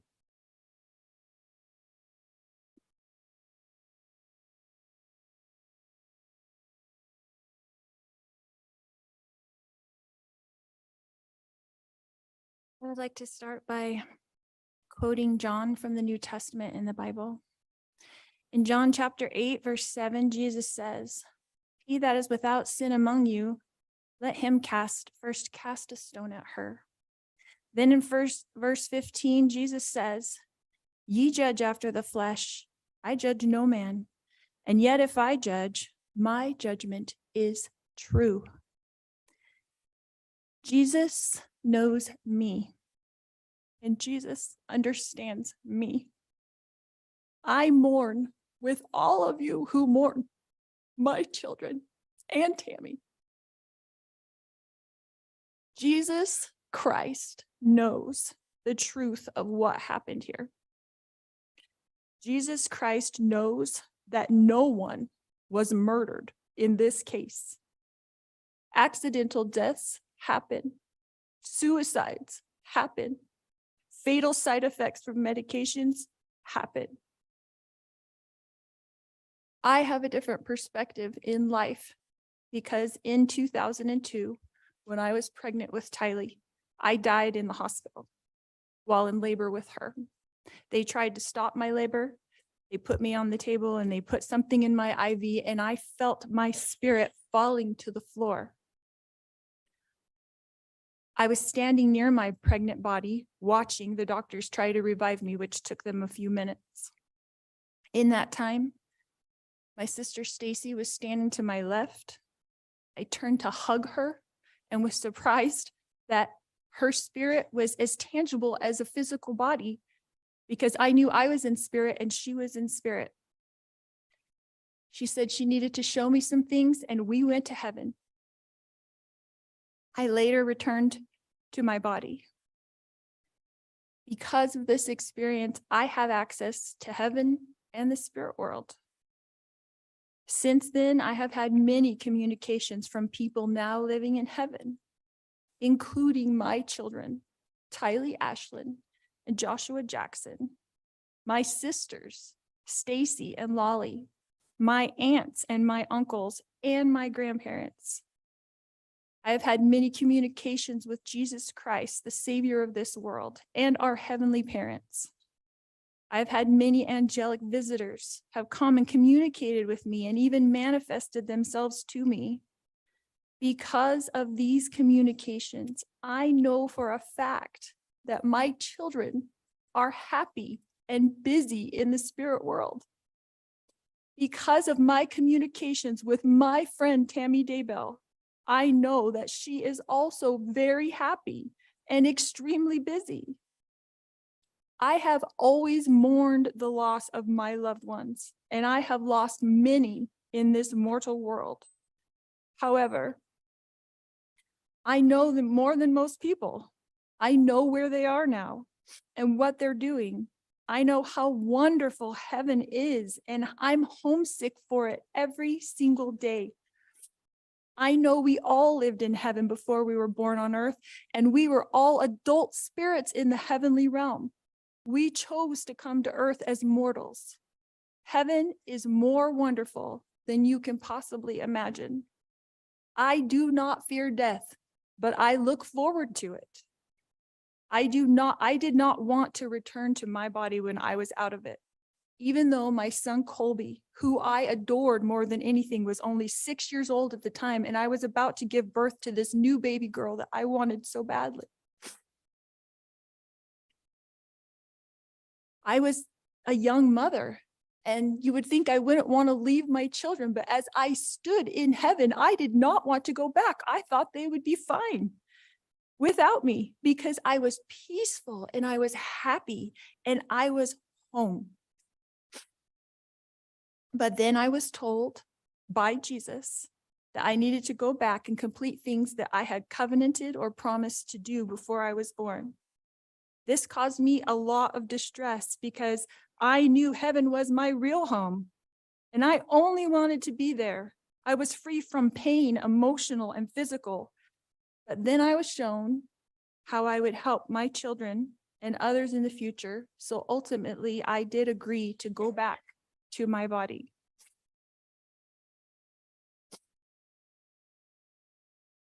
Tylee has visited me. She is happy and very busy. Tylee is free now from all the pains of her life. Tylee suffered horrible physical pain her whole life. I sat with Tylee in the hospital year after year after year while she screamed in pain when the morphine wasn't even enough to take away the pain of her pancreatitis. I sat there while she cried and I held back her hair while she threw up. And I am the only person on this earth who knows how much Tylee suffered in her life. She had pain every single day. She never felt good. Her body did not work right. And I don't know if that was from complications from me dying while she was being born or something else, but she had a very difficult life. She was sexually abused by her own biological father. since she was 3 years old, and she was forced by family court to go visit him for 10 years against her will. I fought for her in court. I protected her. I tried to protect her with my whole life. I tried to protect her. I worried about her every single day. Tylee had to get her GED because she couldn't go to school every day because she never felt good. She felt sick. Nobody knows this because Tylee, like myself, tries to put on a good front, tries to be a happy person, tries to have hope in life, tries to know that she's here for a purpose and that she has an eternal purpose to be on this earth. But I never stopped worrying about her. One of the times that Tylee came to me as a spirit after she died, she commanded me, and she said to me, "Stop worrying, Mom. We are fine." She knows how I worry and how I miss her. The first time JJ visited me after he passed away, he put his arm around me and he said to me, "You didn't do anything wrong, Mom. I love you. And I know you loved me every minute of my life." JJ, Joshua Jackson, was an adult spirit, and he was very, very tall when he put his arm around me.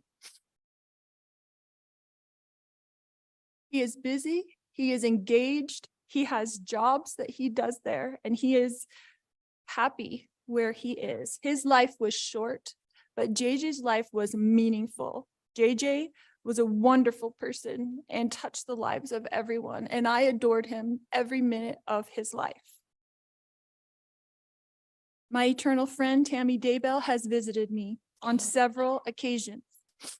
She came to bring me peace and comfort, and I know that she is extremely busy helping her family, especially her children and grandchildren, and I have a great love for Tammy.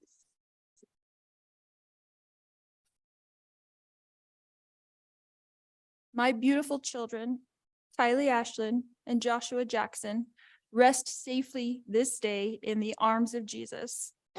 My wonderful friend, Tammy Daybell, rests safely this day in the arms of Jesus.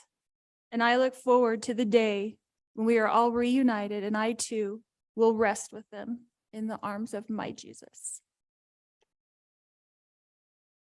All right, Ms. Vallow, thank you for your comments to the court. Let me ask you at this time, Ms. Vallow, are you fully satisfied with the representation you've received from your attorneys throughout this case? Yes. Thank you.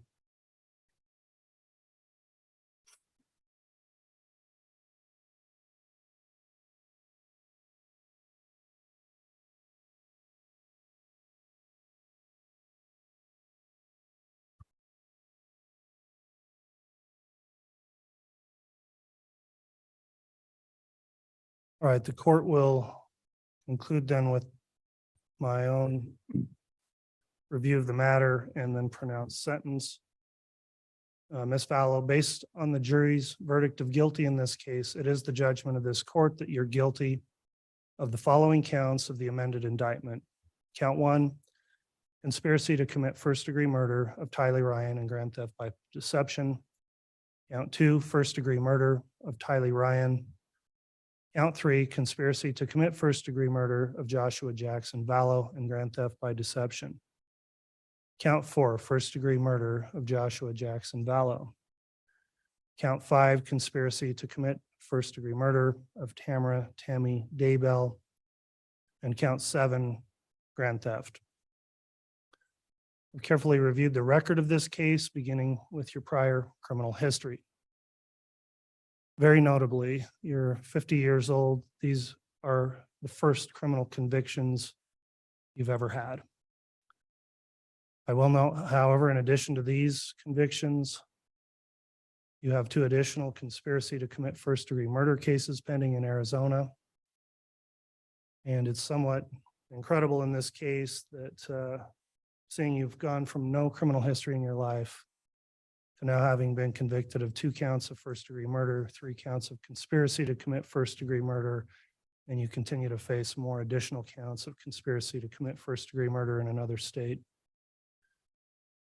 I've looked at the recommendations in the pre-sentence investigation report.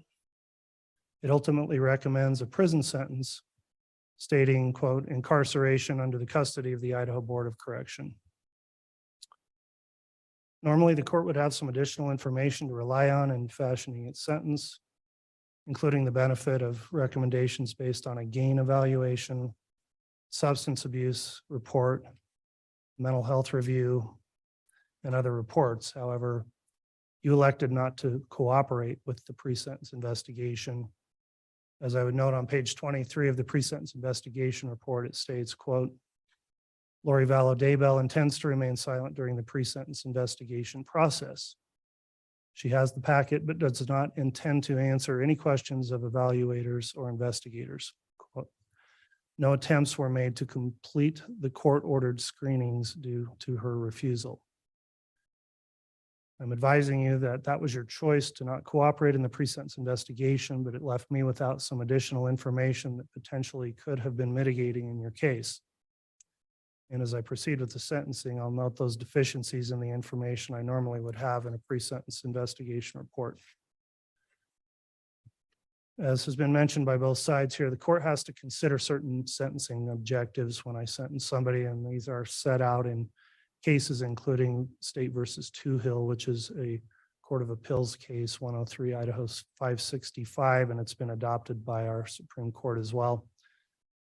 And I have to consider for main objectives, number one, the protection of society, which is the primary objective. Two, deterrence of the individual and public generally. Three, possibility of rehabilitation. And four, punishment or retribution for wrongdoing. That case states, moreover, it's clear as a matter of policy in Idaho, the primary consideration is the good order and protection of society. All other factors must be subservient to that end.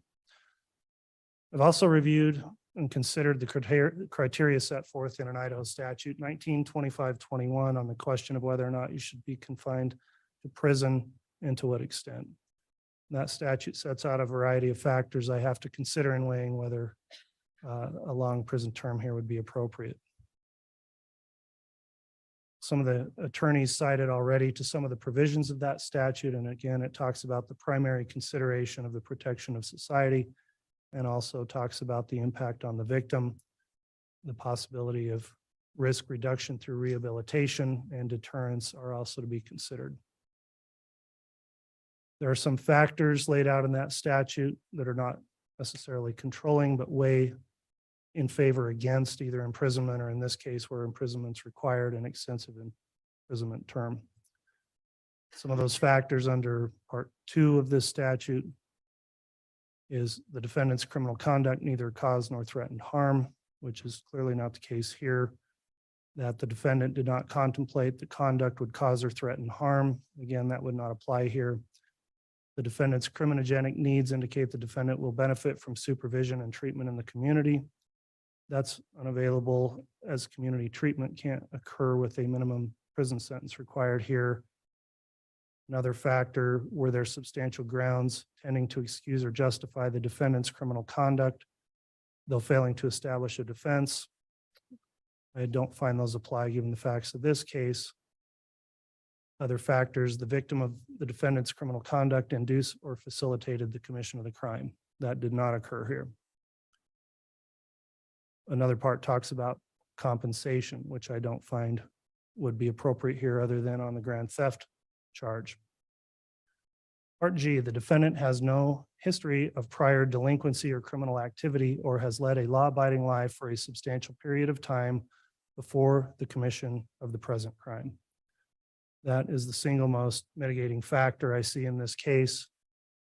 Again, it's unbelievable that at your age, you have no prior criminal history, and now you sit here convicted of the most serious charges. I also have to consider whether the criminal conduct was the result of circumstances unlikely to recur. Based on the evidence in this case, and in particular, considering the statement you just made to the court, I find it weighs against me finding in mitigation for that factor. And then finally, the character and attitudes of the defendant indicate the commission of another crime is unlikely, or the defendant demonstrates amenability to treatment. So those are the mitigating factors. Then in aggravation, we have more factors to consider. Is there an undue risk that during the period of a suspended sentence or probation, the defendant would commit another crime harmful to another person?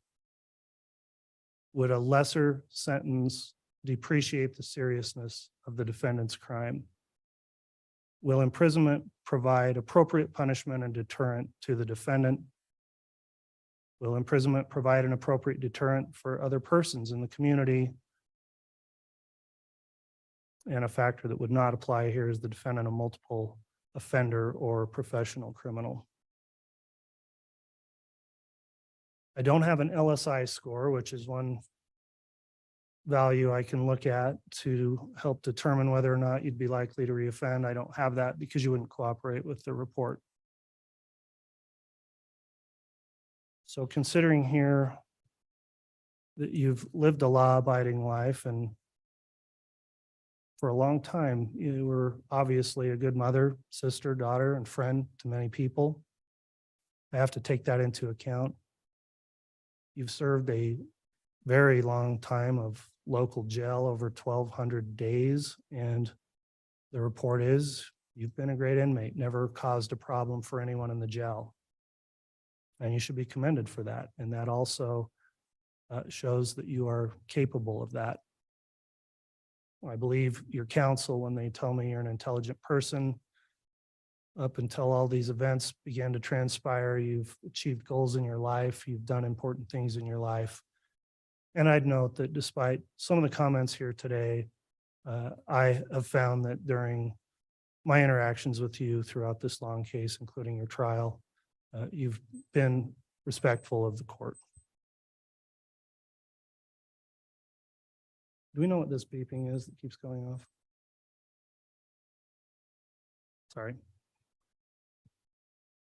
All right, the court will next consider, and I think it must be considered in mitigation, that you do have mental health issues. I've dealt with those throughout the context of this case where there were commitment proceedings. I've reviewed those reports and have that personal information from having gone through the determinations of whether or not you were competent or fit to stand trial. The most current diagnosis the court has is from Dr. Watson, and from February of this year states you suffer from, and I'll quote, delusional disorder, mixed type with bizarre content and hyper-religiosity, continuous and unspecified personality disorder with histrionic and narcissistic features. So obviously a very complex diagnosis that's been made here. Whether or not that can or how it would be treated, I think by all accounts is unknown at this time. I've reviewed your personal history, including statements from your own immediate family members, and it's clear that something radically changed in you that led you to where you are today. In a statement made in the pre-sentence investigation report, your mother stated it perhaps best and said that you are not now, quote, the person she knew. The record in this case, including all the evidence I observed during the jury trial, indicates that if it wasn't already occurring, that this relationship with the co-defendant seemed to be a catalyst for the change. At this point, I'll note that I will not be making comments on any other co-defendants in this case, as your co-defendant is currently presumed innocent and awaiting trial. In sum, there are significant mitigating factors the court has to consider here when I consider you and your life as a whole, and that does make the case difficult. Typically, when I see somebody to be sentenced and they don't have a prior criminal history, they're given opportunities to first prove themselves on probation or avoid a lengthy term of incarceration. However, of course, some crimes are so serious that even with mitigation, there is no other reasonable option except for a prison term and a long prison term. And sadly, you've been convicted of and have committed the most serious crimes possible, and those crimes also require an equally serious punishment. So this is the part where I will consider what I think are the factors in aggravation. I went through those factors in the statute that I look at, and as I'll explain, I find that 5 of those factors weigh against you and in favor of a lengthy period of imprisonment. First, the case itself. I'll discuss that. There was a lot of pretrial litigation in the case. You decided to take your case to a jury trial. I will state and emphasize that I firmly believe it's the right of every person in our country to exercise their right to a jury trial, and they're afforded the full due process of the law. It's been somewhat disheartening to me to realize that there are many people who think that they can predetermine a case and somebody shouldn't be afforded their full rights of due process before they are convicted of a crime. Well, I didn't make all of the rules that govern criminal cases, but I took an oath to uphold the rules that are there. And I make every effort to ensure that people's due process is protected, because that's an important duty of mine. Everyone has a right to be presumed innocent, and everyone in a criminal case does have a right to a jury trial. Sometimes I feel like maybe too many cases settle, and there should be more trials because it's a right people are entitled to exercise. You exercise that right, and I in no way hold it against you that you decided to have your case determined by a jury. That's your right, and it does not impact or influence my decision in sentencing. Before trial, I did not delve into all of the evidence or facts of this case and only address those when necessary to make rulings on motions, because I wanted to keep objective through the proceedings and remain impartial. You were afforded all of your due process in this case, and ultimately, after presentation of the evidence, a jury did find you guilty on all counts. I bring that up now because when there is a trial, I learn and see all of the facts along with the jurors. And that's a different scenario than when someone enters a plea and I'm only allowing argument in a sentencing and not sitting through the evidence as I did here. Having considered all of the evidence that I saw at trial along with the jurors, it's been a difficult task for me to narrow down and articulate all of the aggravating factors, because really there are so many here. Murder is the most serious offense. And the most unimaginable type of murder is to have a mother murdering her own children, and that's exactly what you did. You were involved in and guilty of conspiring to murder another group of children's mother, Tammy Daybell, who had children of her own. And despite the jury convicting you with overwhelming evidence, you still sit here before the court today and said you didn't do it. You came here to East Idaho, where I've spent my life, and moved here from another place already with plans in progress to make your children disappear. The evidence bore that out at trial. You removed your children from their home in Arizona, alienated them from friends and family, got rid of JJ's service dog. You moved to Rexburg, a community where you could find 1,000 random families to take your children, and you brought them here to murder them. You had so many other options. You could have gotten divorced. You could have found someone to take care of those kids. But as the state was able to prove at trial, you chose the most evil and destructive path possible. You killed those children, according to the state's theory, and I believe it, to remove them as obstacles and to profit financially. You justified all of this by going down a bizarre religious rabbit hole, and clearly you are still down there. While you were enjoying your new life in Hawaii, countless law enforcement officers, family members, and volunteers were searching for your children. And I don't think to this day you have any remorse for the effort and heartache you caused for others who looked for your children when you knew where they were and knew they were dead.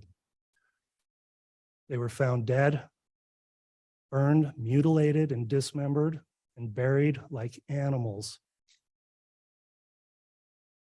After you knew they were dead, you collected public funded assistance payments meant for them. And that was blood money you kept for yourself. And that's the grand theft charge you've been convicted of. Your sister, your son talked to you, begged with you while you were in the jail during phone calls I heard at trial. And those were very sad and difficult calls to hear. And you didn't provide any assistance or comfort to them. During the trial, when the evidence came out about how these children were found and the state they were in, you wanted to be excused and not have to watch the evidence, and were fine to let all the other people in the courtroom, including the jurors, have to bear through that. However, I ruled that you did have to sit and watch and see the result of your heinous crimes. The jurors in your case fulfilled their duty admirably. All 18 jurors we had, because we had alternates, went through the entire trial and faithfully fulfilled all their obligations and all the instructions. So we were able to get impartial jurors who weren't already tainted by pretrial publicity to decide your case. And I do thank the jurors publicly for the service they rendered. Those jurors I noted during the trial were very good at keeping their emotions in check and keeping stone-faced, as they're supposed to do, and be objective until the case is done and submitted. However, I did note at certain times during the trial, such as when there were videos and pictures shown of you in Hawaii at this time frame when JJ and Tylee were lying in shallow graves, the disgust on the faces of those jurors was evident, and shocking revelations about what happened here just kept coming through the trial. The crime scene was a horrific thing to have to review, and there's images that I will never get out of my mind. And I'm just looking at the pictures. Law enforcement officers who had to deal with the aftermath of what you did, I'm sure were traumatized. And I know it was traumatic as well for the jurors who had to sit through and see the photographs of these dead and mutilated and buried children. For those people who loved and cared about JJ and Tylee and Tammy Daybell, to have to see those photographs of them through trial of their dead and desecrated bodies must have been devastating. Tammy Daybell was murdered as a result of your conspiracy. She was, by all accounts, a healthy, happy mother and wife through a lot of her life. And you were out shopping for wedding rings to marry her husband while she was still alive. You were planning a wedding to her husband while she was still alive. You haven't shown any remorse for any of those actions. And she ended up being murdered, buried, had to be disinterred later so an autopsy could be performed in order to prove the evidence of what you had done. She didn't deserve any of that. You took her life away. You destroyed that family, fractured it to the point where, in the information I've had through the PSI, there are relationships that will probably never be mended that have rippled as a result of what's happened. JJ and Tylee, of course, 7 years old, 16 years old, were separate people whose lives were cut way too short because of you. Never got to grow up and be adults. The family and friends who have provided their impact statements, of course, have stated it better than I could about who they were. And it is a loss for everyone that you took them away from this world.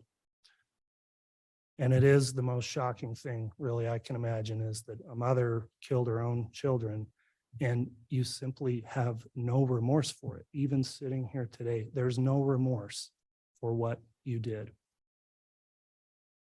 After all of this evidence through trial, you haven't shown any remorse. You haven't said you're sorry. You haven't done anything to seek leniency from this court. There's been a lot of people during trial and here who have explained the devastation you're responsible for, and you've forever altered the lives, not in a good way, for many, many people, destroying family relationships, taking people away that were loved, cared for, and needed. You may not believe to this day that you've done anything wrong, and you still may think you're justified by your religious beliefs for what happened here. I'm not here to judge that, but I don't believe that any God in any religion would want to have this happen, what happened here. And your crimes are heinous and egregious, and that alone can constitute a major aggravating factor that requires me to impose a serious length of incarceration. So after weighing all those factors, I need to in aggravation, I find that the sentences I'm about to impose will serve the interest of justice by, number one, preventing you from ever doing this again, that they will not depreciate the seriousness of your crimes, will punish you appropriately, and will serve to deter both you and others. So that concludes the aggravating factors the court considered. At this time then, I am prepared to pronounce sentence. Mr. Thomas, Mr. Archibald, and the defendant, would you please rise for the pronouncement of sentence?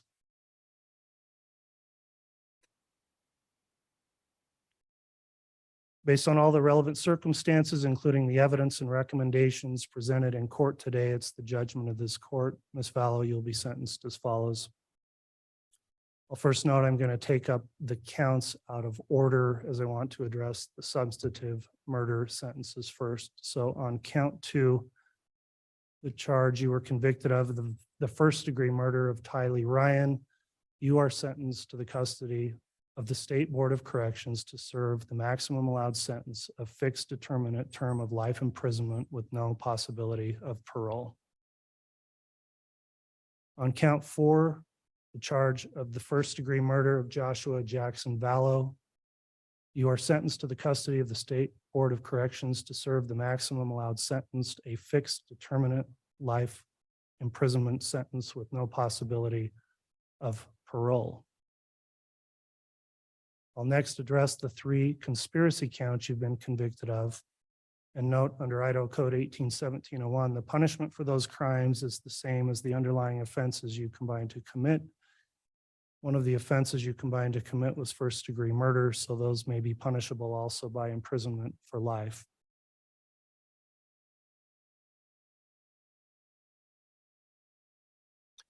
When I look at what the appropriate sentences should be for the conspiracy charges, at first I wondered if they should be as long of a term or serious as the substantive murder charges. However, what I've concluded is that these conspiracy convictions merit the same grave punishment for several reasons. First, the conspiracies in which you engaged in have had far-reaching impacts on many people besides the deceased victims.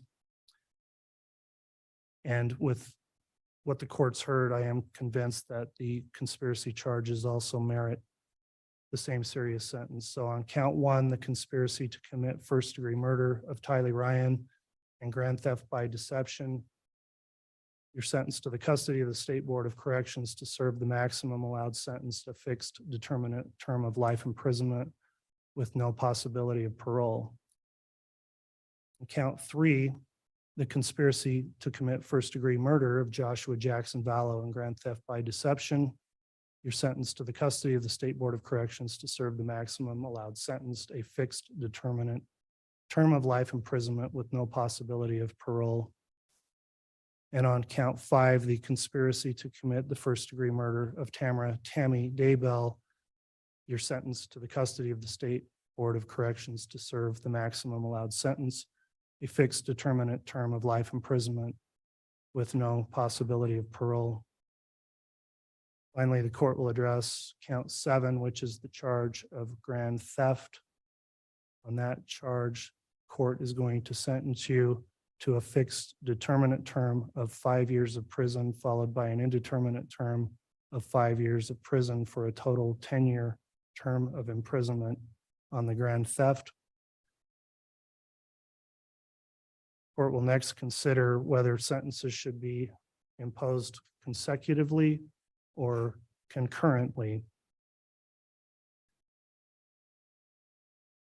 I generally don't, I'm a pragmatic person and I've struggled with the point of a consecutive sentence when in Idaho, a life sentence is just that, a life sentence without parole. And I've thought it through.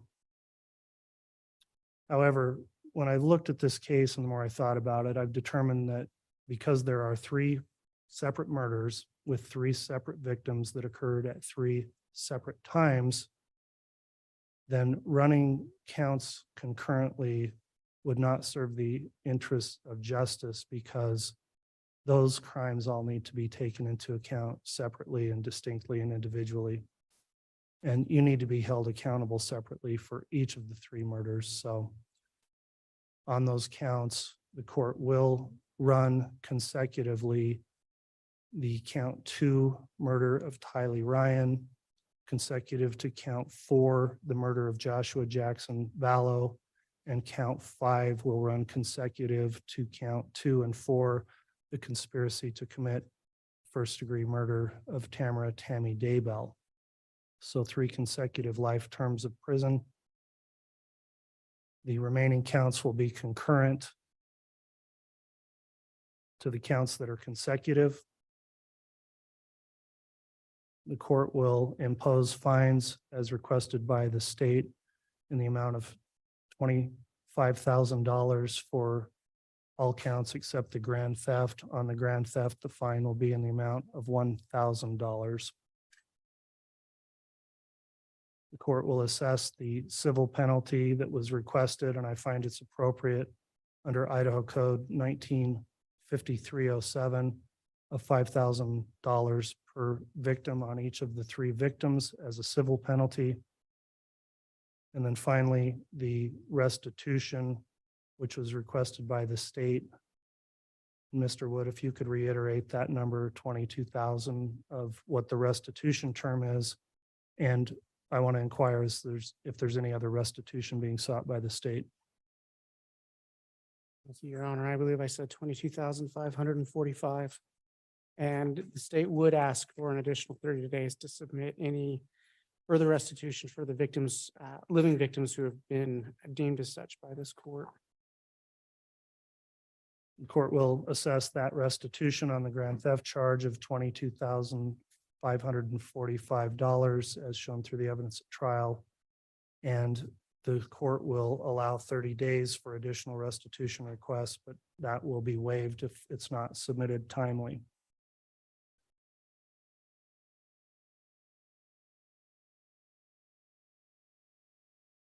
That'll conclude the court's sentencing on the charges. Mr. Thomas, do you have any questions on the sentence? No, Your Honor, thank you. All right, Mr. Wood, do you have any questions? No, thank you. All right, counsel, before we conclude, and Ms. Vallow, importantly, I need to advise you of the rights you have now. You do have the right to appeal to the Idaho Supreme Court from this judgment of conviction, and you have a right to be represented by an attorney if you appeal. You're also advised if you can't afford an attorney, an attorney will be appointed for you at public expense, and you only have 42 days to file an appeal. You also have the right to seek relief from my judgment under Idaho Criminal Rule 35. You have 120 days to file that motion if you believe a correction or reduction of this sentence is appropriate because it was either illegal or too harsh. And finally, you may also have rights to seek relief under the Idaho Uniform Post-Conviction Relief Act. Those actions have to be filed within 1 year from the day your right to appeal expires. Do you understand those appellate rights? All right, she acknowledged yes. The defendant will be required to submit DNA samples upon remand to the Idaho Department of Corrections. I'll ask the attorneys to please turn in any copies of the pre-sentence investigation reports or addenda, so those can be kept in confidence and additional copies will be destroyed. And Ms. Vallow Daybell, you are hereby remanded to the custody of the Sheriff of Fremont County to be delivered to the proper authorities of the Idaho Department of Corrections for execution of this sentence. Thank you, ladies and gentlemen. That'll conclude our sentencing hearing.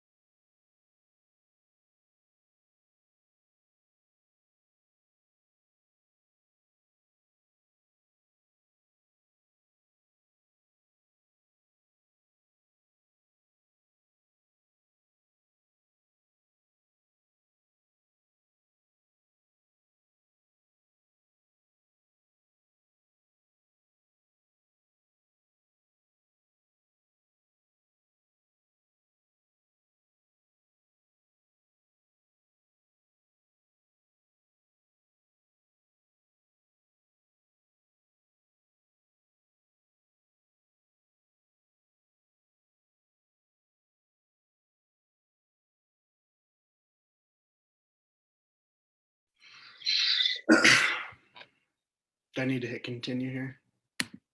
I'm recording to the cloud right now, so we're good to go. Cool. Actually, yeah. All right. Zach Cox, thanks for taking the time to talk to me. I've never gotten to talk to you on the record, but we've always been in touch. And just so people know, Zach, you are Lori Vallow's nephew. Correct. Yep. I am Adam Cox's son, her brother. So Charles Vallow was Uncle Charles to you. Yep. Tylee Ryan was like a sister. Yep. JJ Vallow was like your little brother. Lori was like a second mom. And I you was- lived Yeah. you lived with them. I lived with them January 2018 to about May of 2018. And then I went back home for the summer and came back to Arizona September-ish of 2018 and lived with Lori until about January of 2019 when things really picked up and snapped off with Charles. So that's huge. I really, of course, want to get your reaction on the case, the death investigation with Charles Vallow. And now obviously everyone knows that Chandler PD has submitted their case for one charge of conspiracy to commit murder to the Maricopa County Attorney's Office. So it's up to MCAO to actually charge her, but this is huge for Charles. But we're going to go all the way back to, I just want you to tell me what 2018 to 2019 was like. You saw the change in her. And that date, 2018, October 2018 specifically, the 26th, when she met Chad Daybell in Utah for preparing the people, that's when prosecutors saying this is when it began for them. You really saw how everything unfolded in the household. Just take me back to that and how she was acting. Yeah, so for me, it was 2017. They had just moved to Arizona from Hawaii. And I went out there with Colby and my dad for spring break. And they were all gone one day. Like everyone in the family went to do something or go see a movie. And I kind of hung out at the house with Lori. And she started talking about all these books that she's been reading. Chad Daybell books. I forgot what this other book was called, but it's really controversial in the LDS church for the beliefs. I'm trying to remember what it is. I'll say it if it pops up. And talking about Julie Rose podcast and listening to those things. And she said some scary stuff that I was sitting there with JJ and one of my other cousins. And to me, I was, I think 17, 18. She was saying, you know, if you watch an R-rated movie or say a bad word, there's always an evil spirit that's screaming in your face, like encouraging it. And I was on my phone like, wow, that's crazy. So, you know, time goes on, I move in with them and start working in Arizona. And she spent a lot of time at the temple. Charles would go on trips, so I'd help with JJ for business. So I'd help watch JJ, hang out with Tylee. She'd be at the temple for about 8 hours a day, like a full-time job sometimes. And I think on Thursdays, she actually did work at the temple in Gilbert. So a lot of the changes I saw was she started to, like if we were driving in the car, instead of listening to the radio or music, it would be a Julie Rowe podcast. Or I forgot his name, maybe Mike Stroud had a podcast, a lot of really religious outside of the church podcasts. So she was always listening to something from these beliefs. And change-wise, because I had talked to Charles about it, because she was telling us that she never had to eat again, never had to go to the bathroom, that she was invincible. When she was saying these things, it was towards January of 2019 when she had kicked Charles out of the house. That's when I had left, and that's when she was saying those things mostly. That was late January 2019, and we see the body camera footage. Yeah. And Yeah. Charles is, pleading with Gilbert PD because he wanted her mentally evaluated, and all his stuff was gone. We know that story. That was the day It that was hard. It was hard for you though, and a lot of people have questions about this. He was contacting you, he was contacting Tyler. What was he saying, and why was that difficult for you? What were you doing? So January, I can't remember the day. I was really Probably upset. the 30th, around. I think the 30th. It was the very end of January. I know that because we had just moved into that house at January 1st. We were only in that new house for about a month. Lori had told me that Charles was dead. and there was a zombie living in him, and she was really manipulative about some things before that with Charles, with the entire family. So the entire family's cutting Charles off. She sends this text, me and Charles are in a big fight. If he calls you, don't answer. So everyone in my family listened to that and instantly sided with Lori, because Lori was saying that he was having an affair. So come that day, she tells me that he's a zombie, he's dead. There's someone living inside him named Ned Schneider. And this is the day that it kind of snapped for me. Because previously I had discussed this with Charles. And I said, you know, this was before really everything happened. But I was like, what do you believe? Because he had asked me too. I mean, do you believe the things Lori's saying? And I was like, well, I don't. And I don't want you to get mad if you believe him. And he said, I don't believe him. But, you know, it makes her happy. She's taking care of JJ. She's making dinner. Like, she was living a regular life believing these things. And at the time, obviously, you know, she ended up hurting others and hurting herself, but none of us knew it would get this big. And we just said, you know, she's not hurting anyone. She's not hurting herself, like, for believing these things. It's, you know, if anyone believes anything, whether it be politics, religion, sports, you know, it was her belief and it wasn't affecting us. So he said, you know, just nod your head and keep her happy, because she was happy, and they were happy until that October where she had met Chad, where, according to those documents, is really when everything started to plan out. The So- documents that Chad emailed about light and dark spirits, or who she was in her past life, Yep. and other people who they were in their past lives in her circle. Like, had you seen these on paper? Has she talked about them? Were these like very confidential to her? She was very confident. She was really confidential about them. She had one where she was out and about and she had asked me to text her. I sent it over to you, I think, one of those pictures, but she had asked me to text her a picture of some page she left on the printer. And I went downstairs, took a picture, texted it to her. And I think it was something about their past lives and people that they knew. Some of the other experiences I had was they filmed one of their podcast episodes downstairs when I was upstairs, and she had told me, you know, if I come downstairs to be super quiet and not interrupt, things like that. And that was with, you know, Melanie Gibb, Jason Mao, and I forgot his name, but he was part of their podcast too. There was a fourth guy. Thor? Yep, it was Thor. So Okay. they filmed that podcast down below, but sorry I get sidetracked because there's just so many things that Yeah. pop up. That Oh, it's okay. I mean, this is a tight group, a tight-knit group doing Yeah. the podcast, I assume. Did they worship Chad? How much did they talk about Chad? Or was he kind of just behind the scenes still at that point? Lori was, to me, Chad was just an author that Lori and Alex read his books. You know, I Okay. didn't know that they had Chad, they were meeting up with Chad, things like that. Because Al actually gave me one of his books one time, Chasing Paradise is the name. And he Mhm. said, if you read this, I'll give you $100. Because he wanted me, and it was about, they really believed it was a true story that this girl. But Alex was really into it too, not just Lori. Yeah, Alex and Lori were both on the same wavelength with these books. They're always fans, yeah. and wanted to bring you in, or whoever would listen. Right. Yeah. The thing about Alex too is mentally he was always off. Like, he was a weird guy, and he was definitely easy to manipulate. And I think Lori knew that, and she was very manipulative. But he full-hearted believed these things. She had told Al that she talked to Jesus Christ face to face one time, and Al went and told his bishop that. And then his bishop was kind of like, that's kind of strange. That's an awesome experience, but I've never heard of, you know, someone saying that before. And Lori had gotten mad at Al about it, because Al would go and say these things to other people that sounded crazy, which were crazy. And she knew that, and it would upset her that he would go tell other people that. So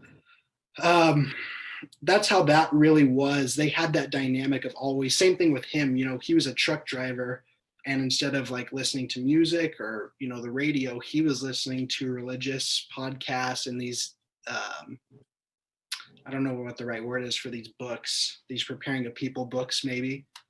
Yeah. kind of about the end of times and things. But going back to that day with Charles, so we get into that fight around the afternoon, and I start packing up my things, and Tylee comes upstairs because Lori had asked for Tylee to go pick up JJ from school.